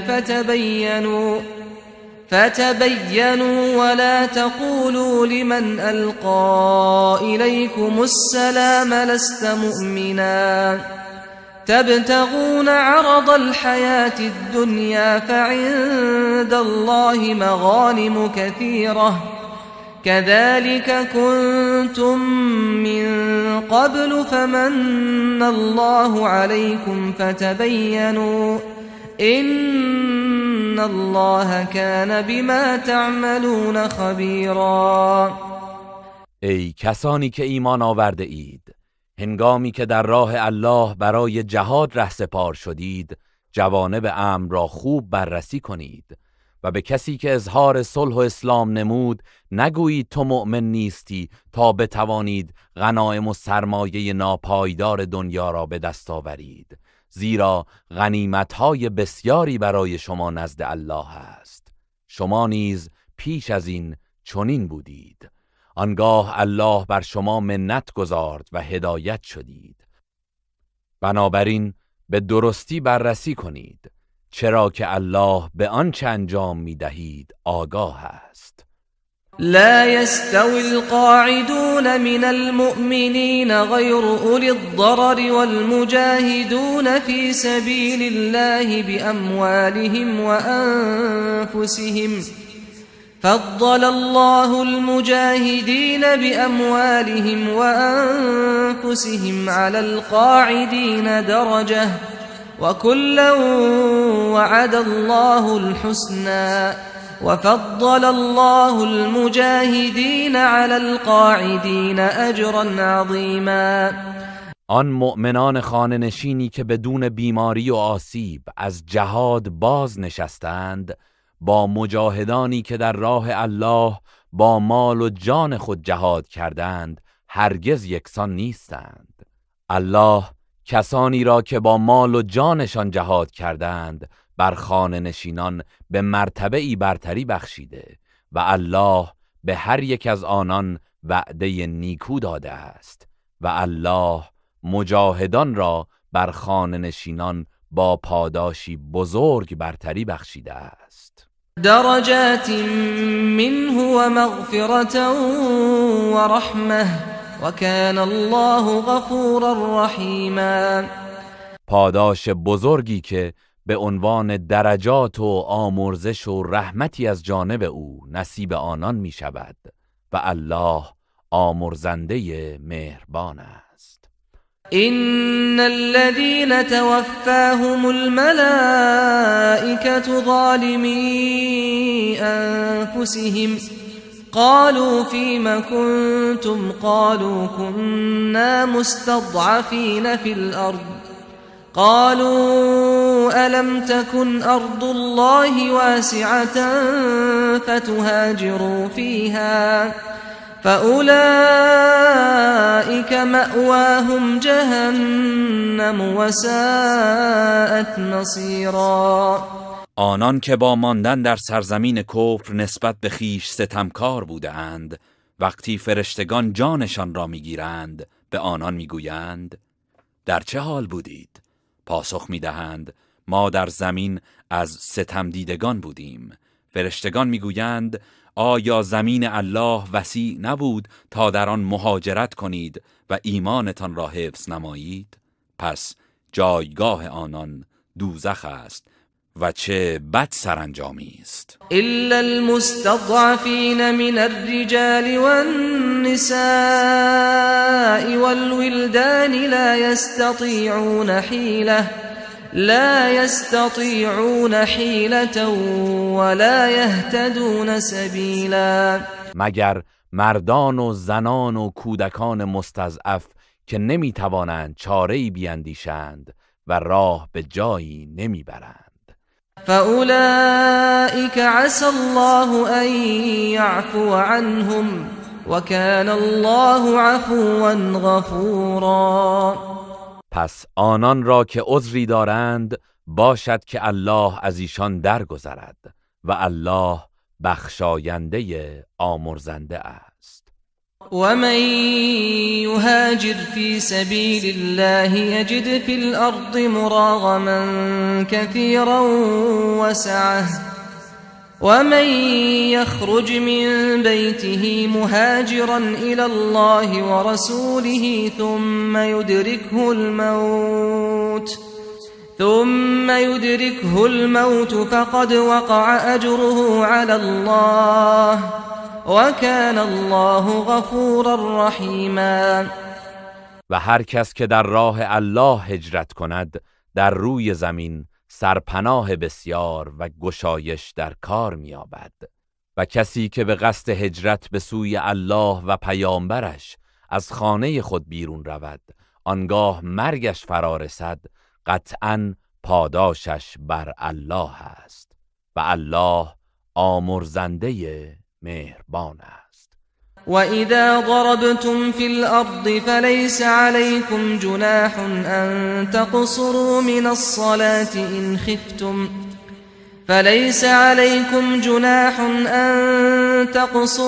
الصَّلَاةِ إِنْ خِفْتُمْ أَن يَفْتِنَكُمُ الَّذِينَ كَفَرُوا إِنَّ الْكَافِرِينَ كَانُوا لَكُمْ عَدُوًّا مُبِينًا. و چون در زمین سفر کنید اگر بیم داشتید که کافران به شما زیانی برسانند گناهی بر شما نیست که نماز را کوتاه کنید، زیرا کافران همواره برای شما دشمن آشکاری هستند. وَإِذَا كُنْتَ فِيهِمْ فَأَقَمْتَ لَهُمُ الصَّلَاةَ فَلْتَقُمْ طَائِفَةٌ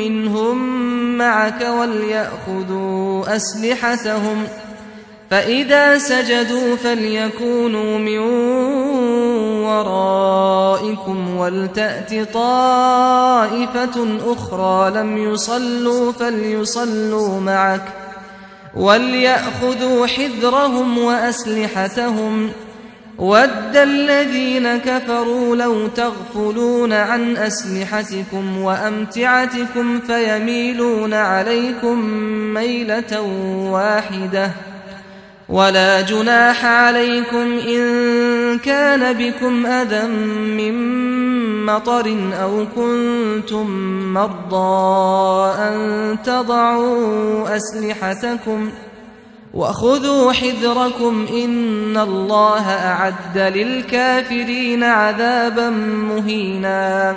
و چون وقت جنگ در میان ایشان بودی و برایشان نماز برپا داشتی پس باید گروهی از آنان با تو به نماز ایستند و باید جنگ افزارهایشان را با خود برگیرند. و چون سجده کردند و نماز را تمام نمودند باید دسته دوم پشت سرتان باشند و باید آن دسته ای که نماز نخوانده اند بیایند و با تو نماز بخوانند و ایشان نیز باید احتیاط کنند و جنگ افزارهایشان را در نماز با خود برگیرند، زیرا کافران آرزو دارند که شما از جنگ افزارها و ساز و برگ خود غافل شوید تا یک باره بر شما یورش برند. و اگر شما از باران یا موانع دیگر در رنج بودید و یا بیمار و مجروح بودید بر شما گناهی نیست و مانعی ندارد که جنگ افزارهای خود را بر زمین بگذارید، ولی جانب احتیاط را رعایت کنید. همانا الله برای کافران عذابی خفتبار مهیا کرده است. فَإِذَا قَضَيْتُمُ الصَّلَاةَ فَاذْكُرُوا اللَّهَ قِيَامًا وَقُعُودًا وَعَلَى جُنُوبِكُمْ فَإِذَا اطْمَأْنَنْتُمْ فَأَقِيمُوا الصَّلَاةَ إِنَّ الصَّلَاةَ كَانَتْ عَلَى الْمُؤْمِنِينَ كِتَابًا مَوْقُوتًا. پس چون نماز را به پایان رساندید الله را ایستاده و نشسته و بر پهلو خفته یاد کنید و هرگاه آرامش یافتید و ترس از بین رفت نماز را کامل برپا دارید که همانا نماز فریضه است که در اوقات معینی بر مؤمنان واجب شده است.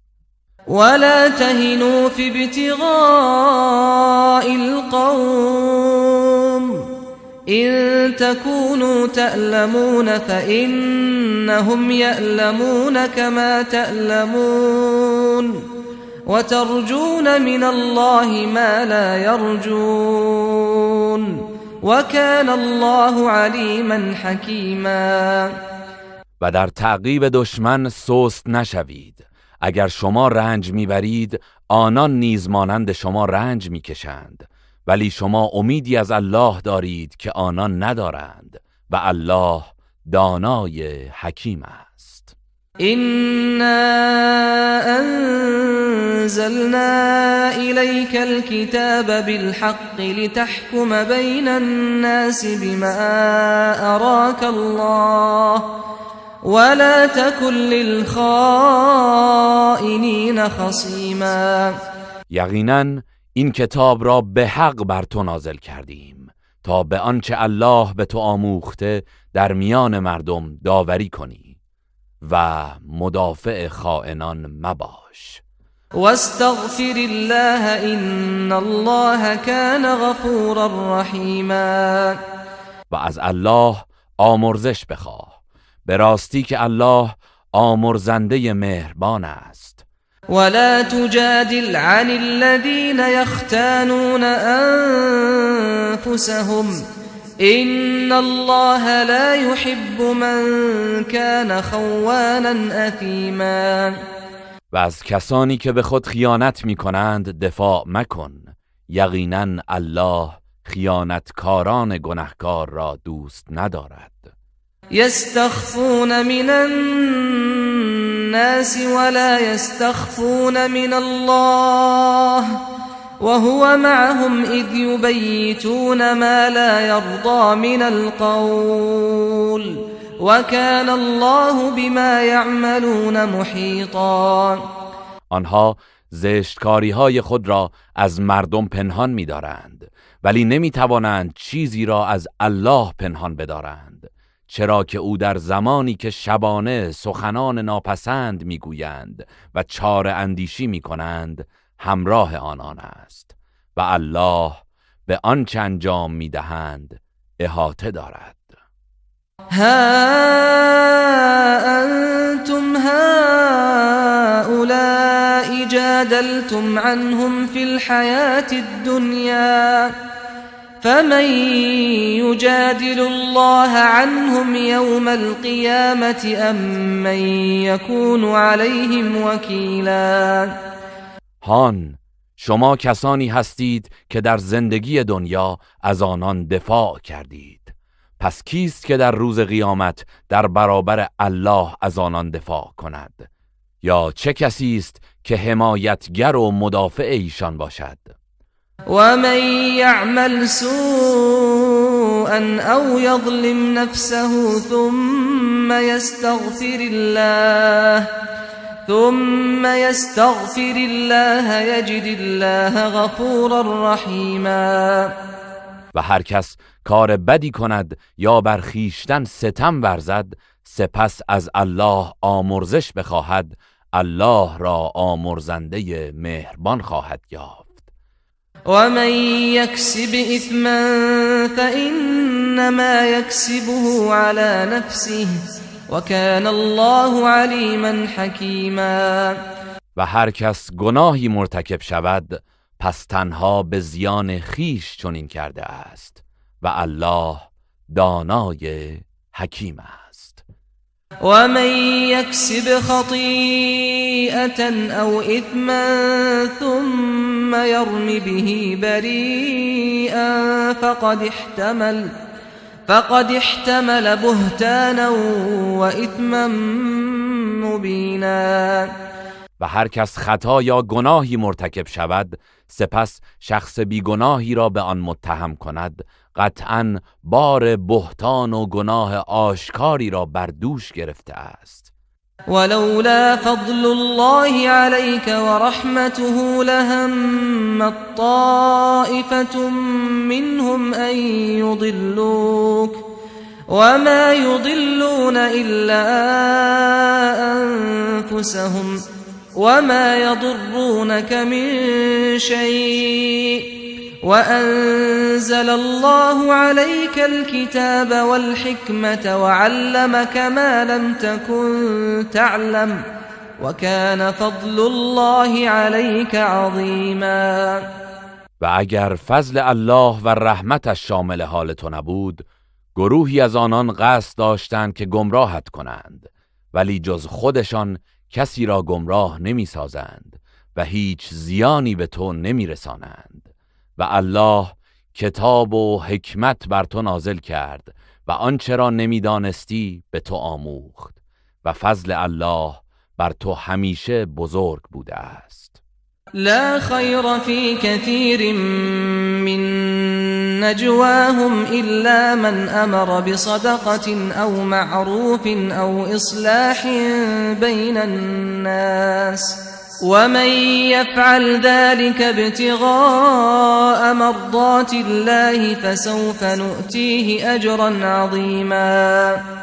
در بسیاری از نجواهای ایشان خیری نیست مگر کسی که بدین وسیله به صدقه یا کار پسندیده یا سازشی میان مردم فرمان دهد و هر کس برای خوشنودی الله چنین کند به زودی پاداش بزرگی به او خواهیم داد. ومن يشاقق الرسول من بعد ما تبين له الهدى ويتبع غير سبيل المؤمنين نوله ما تولى ونصله جهنم وساءت مصيرا. و کسی که پس از آنکه هدایت و راه حق برایش روشن شد با پیامبر مخالفت کند و از راهی جز راه مؤمنان پیروی کند او را به آنچه از آن پیروی کرده وامی گذاریم و به دوزخ میکشانیم و چه بد جایگاهی است. إن الله لا يغفر أن يشرك به ويغفر ما دون ذلك لمن يشاء ومن يشرك بالله فقد ضل ضلالا بعيدا. قطعا الله این گناه را که به او شرک آورده شود نمی آمرزد و جز آن هر گناهی را برای هر که بخواهد می آمرزد و هر کس به الله شرک آورد پس بی تردید در گمراهی دور و درازی افتاده است. إن يدعون من دونه إلا إناثا وإن يدعون إلا شيطانا مريدا. مشرکان به جای الله بت‌های مادینه را می‌خوانند و در حقیقت جز شیطان سرکش را نمی‌خوانند. لعنه الله وقال لأتخذن من عبادك نصيبا مفروضا.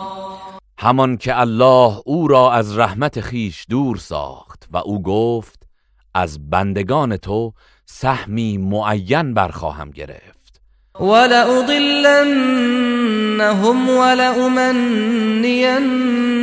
ولآمرنهم فليبتكن آذان الأنعام ولآمرنهم فليغيرن خلق الله ومن يتخذ الشيطان وليا من دون الله فقد خسر خسرانا مبینا. و مسلما آنان را گمراه می کنم و به آرزوهای باطل می افکنم و به ایشان دستور می دهم که گوش چهار پایان را بشکافند و وادارشان می کنم تا آفرینش الله را تغییر دهند و هر کس شیطان را به جای الله ولی و دوست خود بگیرد قطعاً زیانی آشکار کرده است. یعدهم و یمنیهم وما یعدهم الشیطان الا غرورا. آری شیطان به آنان وعده می دهد و ایشان را در دام آرزوها می افکند و جز فریب به آنان وعده نمی دهد. اولئک مأواهم جهنم ولا یجدون عنها محیصا. آنان جایگاهشان دوزخ است و هیچ راه فراری از آن نخواهند یافت. والذین آمنوا وعملوا الصالحات سندخلهم جنات سندخلهم جنات تجري من تحتها الأنهار خالدين فيها أبدا وعد الله حقا ومن أصدق من الله قیلا. و کسانی که ایمان آورده و کارهای شایسته انجام داده اند به زودی آنان را در باغ‌هایی از بهشت وارد می‌کنیم که جویبارها از زیر درختان آن جاری است، جاودانه در آن خواهند ماند. وعده الله حق است و کیست که در گفتار و وعده هایش از الله راستگوتر باشد؟ ليس بأمانيكم ولا أماني أهل الكتاب من يعمل سوءا يجز به ولا يجد له من دون الله وليا ولا نصيرا. این فضیلت و برتری بسته به آرزوهای شما و آرزوهای اهل کتاب نیست. هر کس کار بدی انجام دهد به کیفر آن خواهد رسید و جز الله یار و مددکاری برای خود نخواهد یافت. و من یعمل من الصالحات من ذکر او انثى وهو مؤمن فأولئك يدخلون الجنة ولا يظلمون نقیرا. و هر کس از زن و مرد که کارهای شایسته کند و مؤمن باشد وارد بهشت می شود و به اندازه ذره ناچیزی نیز به آنان ستم نخواهد شد. و من احسن دینا ممن اسلم وجهه لله وهو محسن واتبع ملة ابراهیم حنیفا واتخذ الله ابراهیم خلیلا. و چه کسی نیکایین تر از کسی است که خود را تسلیم الله کرده و نیکوکار است و از آیین ابراهیم حقگرا پیروی نموده است و الله ابراهیم را به دوستی خود برگزیده است. ولله ما فی السماوات و ما فی الارض و کان الله بكل شیء محیطا. و آنچه در آسمان ها و زمین است از آن الله است و الله به هر چیزی احاطه دارد. و یستفتونک فی النساء قل الله يفتيكم فيهن وما يتلى عليكم في الكتاب في يتامى النساء اللاتي لا تؤتونهن ما كتب لهن وترغبون أن تنكحوهن والمستضعفين من الولدان وأن تقوموا لليتامى بالقسط وما تفعلوا من خير فإن الله كان به عليما. و ای پیامبر، مسلمانان از تو درباره زنان نظرخواهی می کنند. بگو الله درباره آنان فتوا می دهد و در آنچه از کتاب بر شما خوانده می شود نیز آمده است که حکم او درباره دختران یتیمی که حق مقررشان از مهریه و ارث را نمی پردازید و میل به ازدواج با آنان ندارید و از روی طمع در اموالشان آنان را از ازدواج منع می کنید و همچنین دستورش در مورد کودکان ناتوان این است که در حق یتیمان به عدل و انصاف بکوشید و هر آنچه از نیکی ها که انجام دهید الله به آن آگاه است. و این امرأة خافت من بعلها نشوزا او اعراضا فلا جناح عليهما ان يصلحا بينهما صلحا والصلح خير وأحضرت الأنفس الشح وإن تحسنوا وتتقوا وَإِن تُحْسِنُوا وَتَتَّقُوا فَإِنَّ اللَّهَ كَانَ بِمَا تَعْمَلُونَ خَبِيرًا. و اگر زنی از ناسازگاری یا رویگردانی شوهرش بیم داشت، پس بر آن دو نفر گناهی نیست که با هم صلح کنند و صلح بهتر است اگرچه نفسها را بخل فرا گرفته است. و اگر نیکی کنید و پرهیزکاری پیشه سازید و گذشت نمایید، قطعاً الله از آن چه انجام می دهید آگاه است. ولن تستطيعوا أن تعدلوا بين النساء ولو حرصتم فلا تميلوا كل الميل فتذروها كالمعلقة وإن تصلحوا وتتقوا فإن الله كان غفورا رحيما. و هر چند بکوشید هرگز نمی توانید از نظر محبت قلبی در میان زنان عدالت برقرار کنید. پس یکسره به سوی یکی میل نکنید که دیگری را بلا تکلیف و سرگشته رها کنید و اگر راه اصلاح پیش گیرید و پرهیزکاری کنید، الله آمرزنده مهربان است. وَإِن يَتَفَرَّقَا يُغْنِ اللَّهُ كُلًّا مِّن سَعَتِهِ وَكَانَ اللَّهُ وَاسِعًا حَكِيمًا. و اگر آن دو زن و شوهر از یکدیگر جدا شوند، الله هر کدام از ایشان را با فضل و کرم خود بی‌نیاز می‌کند و الله گشایشگر حکیم است. ولله ما في السماوات وما في الأرض ولقد وصينا الذين أوتوا الكتاب من قبلكم وإياكم أن اتقوا الله وإن تكفروا فإن لله ما في السماوات وما في الأرض وكان الله غنيا حميدا.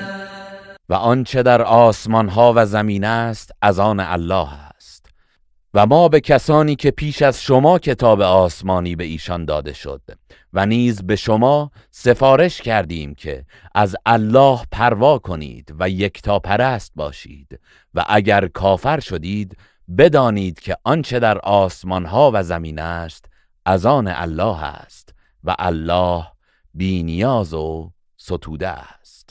ولله ما في السماوات وما في الأرض وكفى بالله وكيلا.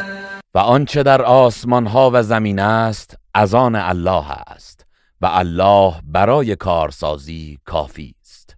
إن يشأ يذهبكم أيها الناس ويأت بآخرين وكان الله على ذلك قديرا. ای مردم، اگر او بخواهد شما را از میان میبرد و دیگران را به جای شما میآورد و الله بر این کار تواناست. من كان يريد ثواب الدنيا فعند الله ثواب الدنيا والآخرة وكان الله سميعا بصيرا. هر کس که پاداش دنیوی بخواهد پس بداند که پاداش دنیا و آخرت نزد الله است و الله شنوای بیناست. يا أيها الذين آمنوا كونوا قوامين بالقسط شهداء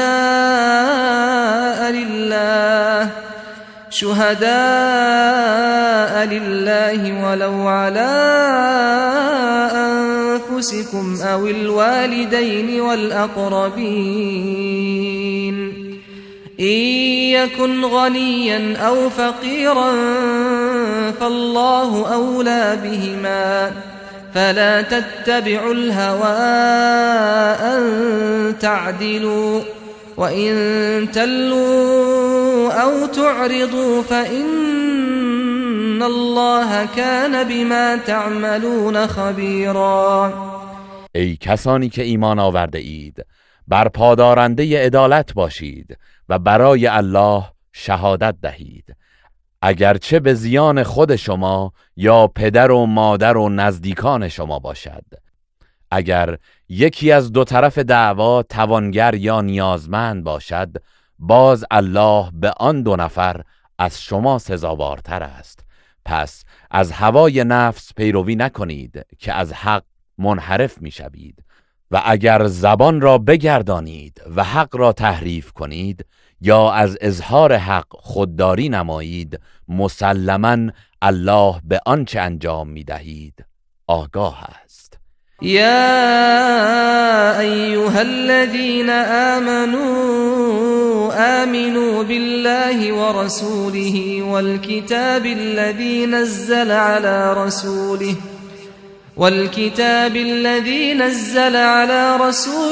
والكتاب الذي أنزل من قبل ومن يكفر بالله وملائكته وكتبه ورسله واليوم الآخر فقد ضل ضلالا بعيدا. ای کسانی که ایمان آورده اید، به الله و پیامبرش و کتابی که بر او نازل کرده و کتابی که پیش از این فرستاده است ایمان بیاورید و بر آن پایدار باشید، و هر کس به الله و فرشتگان و کتابهایش و پیامبرانش و روز قیامت کافر شود، بی تردید در گمراهی دور و درازی افتاده است. إن الذين آمنوا ثم كفروا ثم آمنوا ثم كفروا ثم ازدادوا كفرا لم يكن الله ليغفر لهم ولا ليهديهم سبيلا. همانا کسانی که ایمان آوردند سپس کافر شدند، باز ایمان آوردند سپس کافر شدند و آنگاه بر کفر خود افزودند، الله هرگز آنان را نخواهد بخشید و به راه راست هدایت نخواهد کرد. بشر المنافقین بأن لهم عذابا ألیما. به منافقان خبر ده که برایشان عذابی دردناک در پیش است. الذين يتخذون الكافرين أولياء من دون المؤمنين أيبتغون عندهم العزة فإن العزة لله جميعا. آنان که کافران را به جای مؤمنان به دوستی برمیگزینند، آیا سربلندی را نزد آنان میجویند؟ پس بدانند که همه سربلندی از آن الله است. وقد نزل عليكم في الكتاب أن إذا سمعتم آيات الله يكفر بها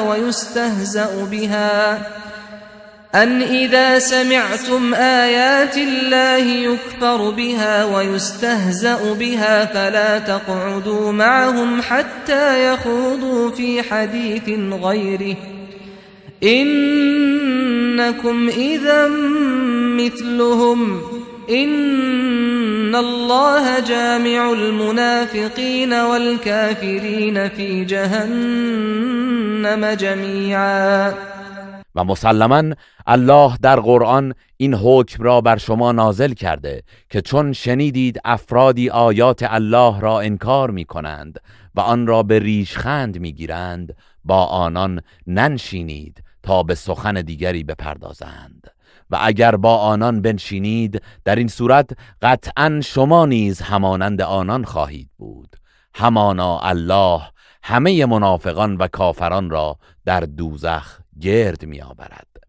الذين يتربصون بكم فإن كان لكم فتح من الله قالوا ألم نكن معكم وإن كان للكافرين نصيب قالوا ألم نستحوذ عليكم ونمنعكم من المؤمنين فالله يحكم بينكم يوم القيامة ولن يجعل الله للكافرين على المؤمنين سبیلا.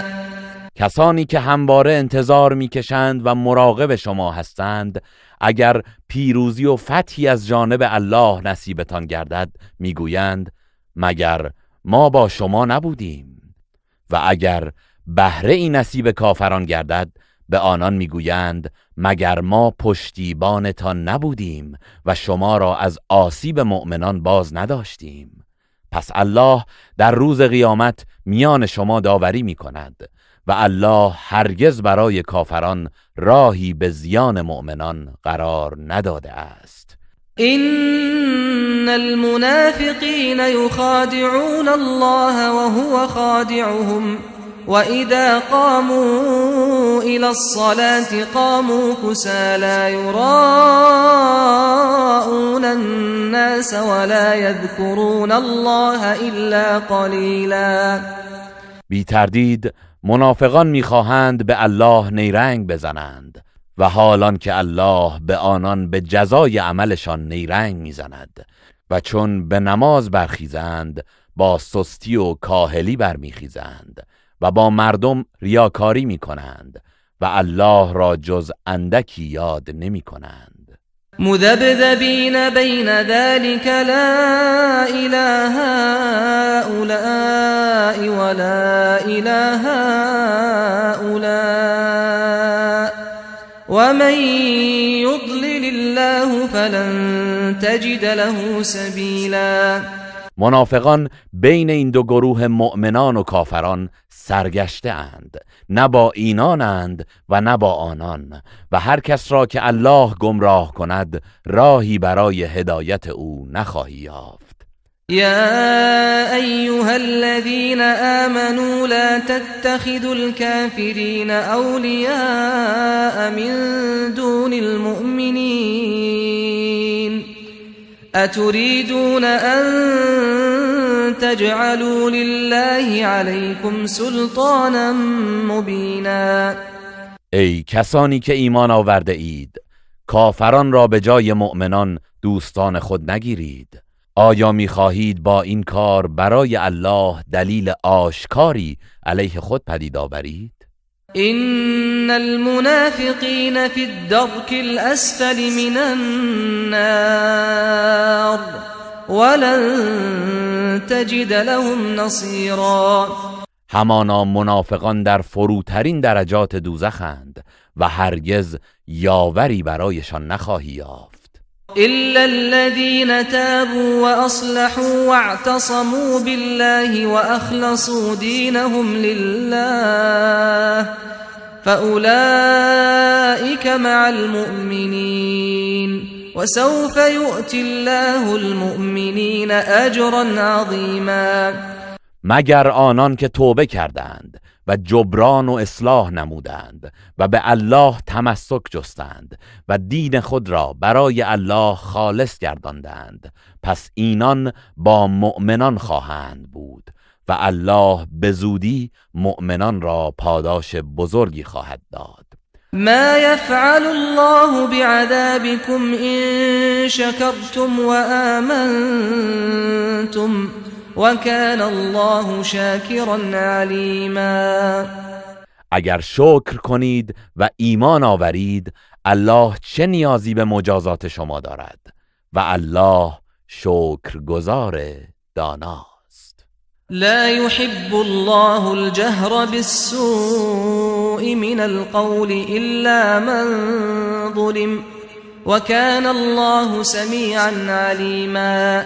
الله دوست ندارد کسی آشکارا بدیهای دیگران را اظهار کند مگر آن کس که مورد ستم واقع شده باشد و الله همواره شنوای داناست.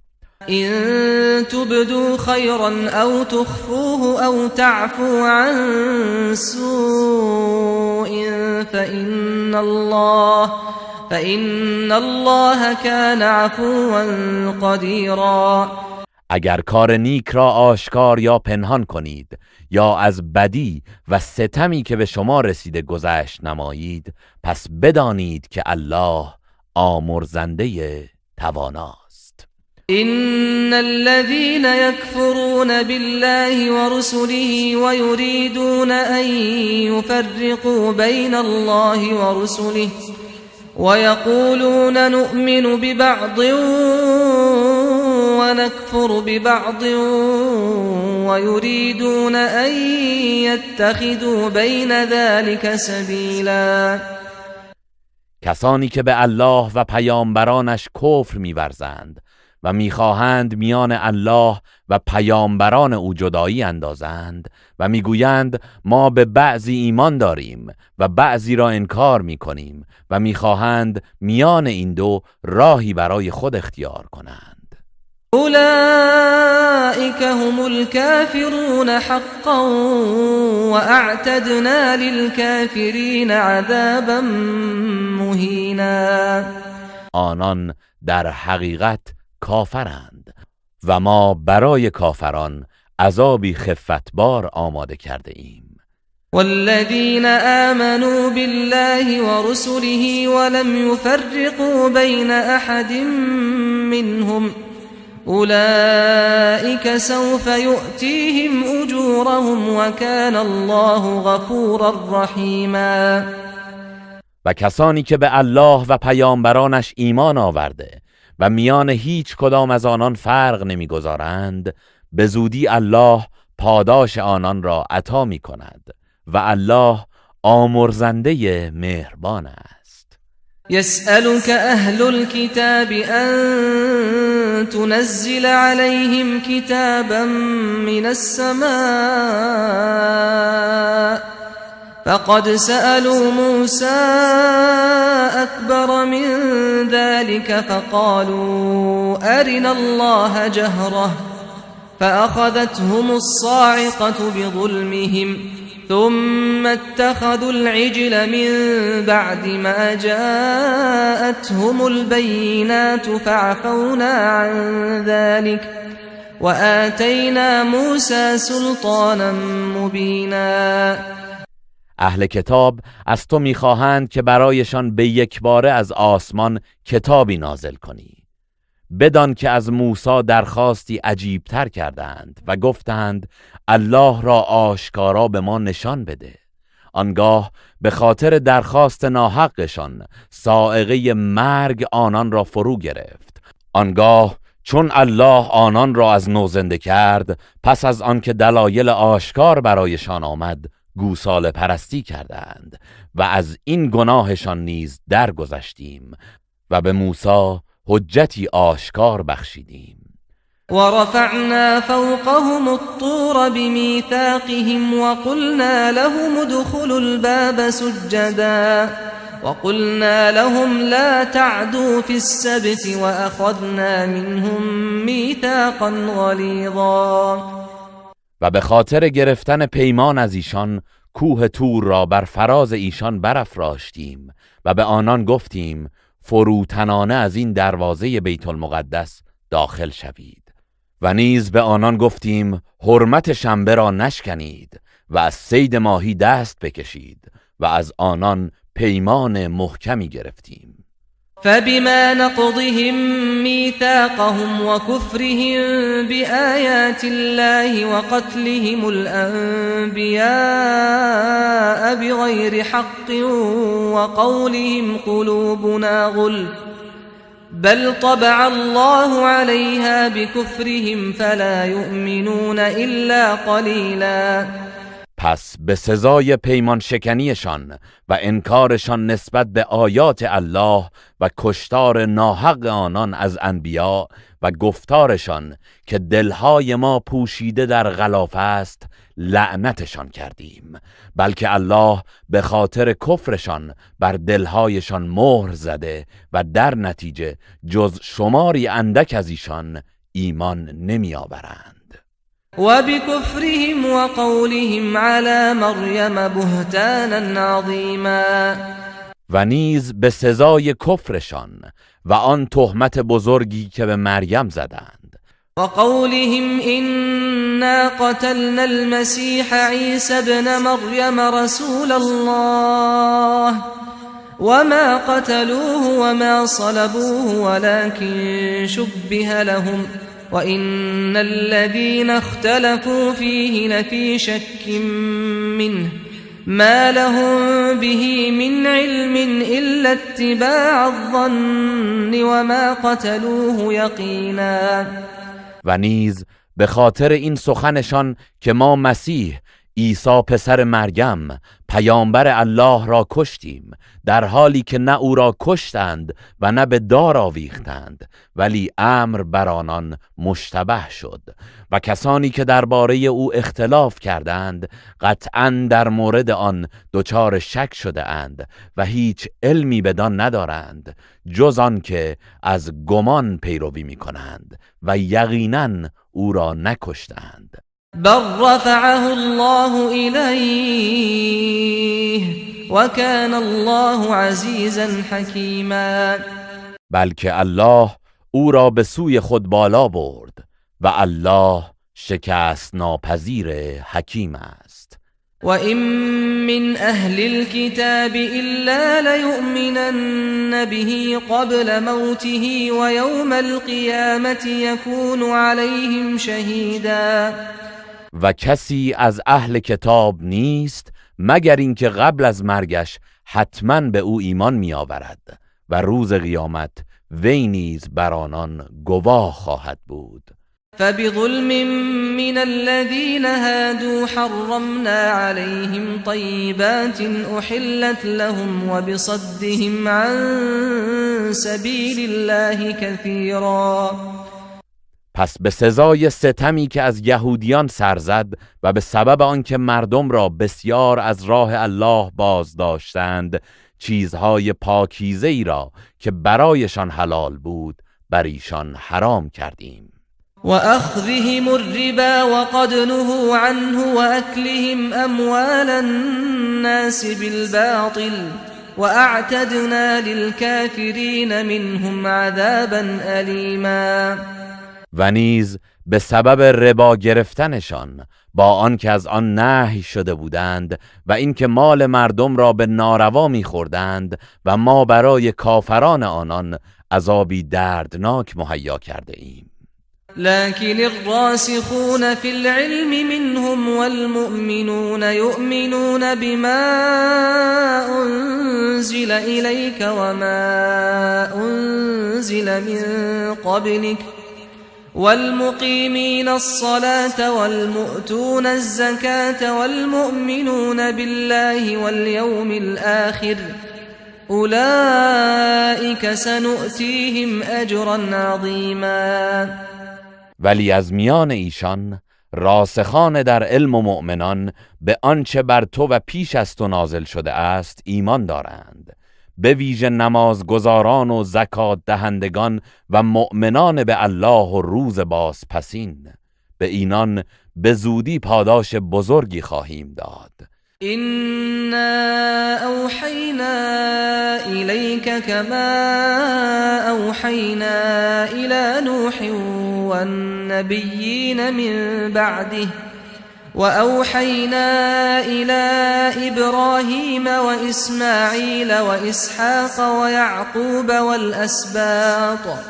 والأسباط وعيسى وأيوب ويونس وهارون وسليمان وآتينا داود زبورا. همانا ما به تو وحی فرستادیم، همان گونه که به نوح و پیامبران بعد از او وحی فرستادیم، و نیز به ابراهیم و اسماعیل و اسحاق و یعقوب و اسباط و عیسی و ایوب و یونس و هارون و سلیمان وحی فرستادیم و به داوود زبور دادیم. و رسلا قد قصصناهم عليك من قبل و رسلا لم نقصصهم عليك وكلم الله موسى تکلیما. و پیامبرانی را فرستادیم که در حقیقت ماجرای آنان را قبلا بر تو حکایت نمودیم و پیامبرانی را نیز برانگیخته ایم که سرگذشت ایشان را بر تو بازگو نکرده ایم و الله با موسی آشکارا سخن گفت. رسلا مبشرين ومنذرين لئلا يكون للناس على الله حجة بعد الرسل وكان الله عزيزا حكيما. پیامبرانی که بشارتگر و هشدار دهنده بودند تا برای مردم پس از فرستادن پیامبران در مقابل الله هیچ بهانه و حجتی نباشد و الله شکست ناپذیر حکیم است. لكن الله يشهد بما أنزل إليك أنزله بعلمه والملائكة يشهدون وكفى بالله شهيدا. آری، الله به درستی آنچه بر تو نازل کرده است شهادت می‌دهد. آن را به علم خیش نازل کرده است و فرشتگان نیز شهادت می‌دهند. إن الذين كفروا وصدوا عن سبيل الله قد ضلوا ضلالا بعيدا. بی تردید کسانی که کفر ورزیدند و مردم را از راه الله باز داشتند به گمراهی دور و درازی افتادند. إن الذين كفروا وظلموا لم يكن الله ليغفر لهم ولا ليهديهم طريقا. کسانی که کفر ورزیدند و ستم کردند الله هرگز آنها را نخواهد بخشید و به راهی هدایت نخواهد کرد إلا طريق جهنم خالدين فيها أبدا وكان ذلك على الله يسيرا. مگر راه جهنم که جاودانه در آن خواهند ماند و این کار بر الله آسان است. يا أيها الناس قد جاءكم الرسول بالحق من ربكم فآمنوا خيرا لكم وإن تكفروا فإن لله ما في السماوات والأرض وكان الله عليما حكيما. ای مردم، این پیامبر حق و حقیقت را از جانب پروردگارتان برای شما آورده است. پس ایمان بیاورید که به خیر و صلاح شماست و اگر انکار کنید و کفر ورزید بدانید که آنچه در آسمان ها و زمین است از آن الله است و کفر شما به او زیانی نمی رساند و الله دانای حکیم است. يا أهل الكتاب لا تغلوا في دينكم ولا تقولوا على الله إلا الحق إنما المسيح عيسى ابن مريم رسول الله وكلمته ألقاها إلى مريم وروح منه فآمنوا بالله ورسله ولا تقولوا ثلاثة انتهوا خيرا لكم إنما الله إله واحد سبحانه أن يكون له ولد له ما في السماوات وما في الأرض وكفى بالله وكيلا. ای اهل کتاب، در دین خود غلو نکنید و درباره الله جز حق نگویید. همانا مسیح عیسی پسر مریم فرستاده الله و کلمه اوست که او را به مریم القا نمود و روحی از جانب اوست. پس به الله و پیامبرانش ایمان بیاورید و نگویید الله سگانه است و از این سخن بازی ایستید که برای شما بهتر است. الله تنها معبود یگانه است و پاک و منزه است از اینکه فرزندی داشته باشد. آنچه در آسمان ها و زمین است از آن اوست و الله برای کارسازی کافی است. لن يستنكف المسيح أن يكون عبدا لله ولا الملائكة المقربون ومن يستنكف عن عبادته ويستكبر فسيحشرهم إليه جميعا. مسیح و فرشتگان مقرب هرگز ابا ندارند از این که بنده الله باشند و هر کس از پرستش او ابا داشته باشد و تکبر ورزد به زودی همگی آنان را برای حسابرسی نزد خویش گرد می آورد. فأما الذين آمنوا وعملوا الصالحات فيوفيهم أجورهم ويزيدهم من فضله وأما الذين استنكفوا واستكبروا فيعذبهم عذابا أليما ولا يجدون لهم من دون الله وليا ولا نصيرا. اما آنان که ایمان آوردند و کارهای شایسته انجام دادند پاداشهایشان را به طور کامل خواهد داد و از فضل خیش بر آنها خواهد افزود. و اما آنان که ابا کردند و تکبر ورزیدند آنان را به عذابی دردناک عذاب می کند و برای خود غیر از الله دوست و یاوری نخواهند یافت. یا ایها الناس قد جاءكم برهان من ربكم وانزلنا الیکم نورا مبینا. ای مردم، همانا دلیل و حجتی از جانب پروردگارتان برای شما آمد و نوری آشکار به سوی شما نازل کردیم. فأما الذين آمنوا بالله واعتصموا به فسيدخلهم في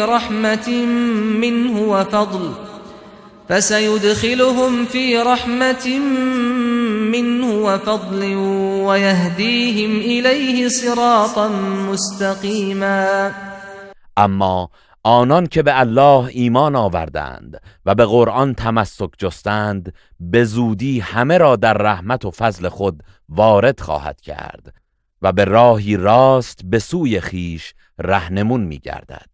يستفتونك قل الله يفتيكم في الكلالة إن امرؤ هلك ليس له ولد وله أخت فلها نصف ما ترك وهو يرثها إن لم يكن لها ولد فإن كانت اثنتين فلهما الثلثان مما ترك وإن كانوا إخوة رجالا ونساء فللذكر مثل حظ الأنثيين يبين الله لكم أن تضلوا والله بكل شيء عليم.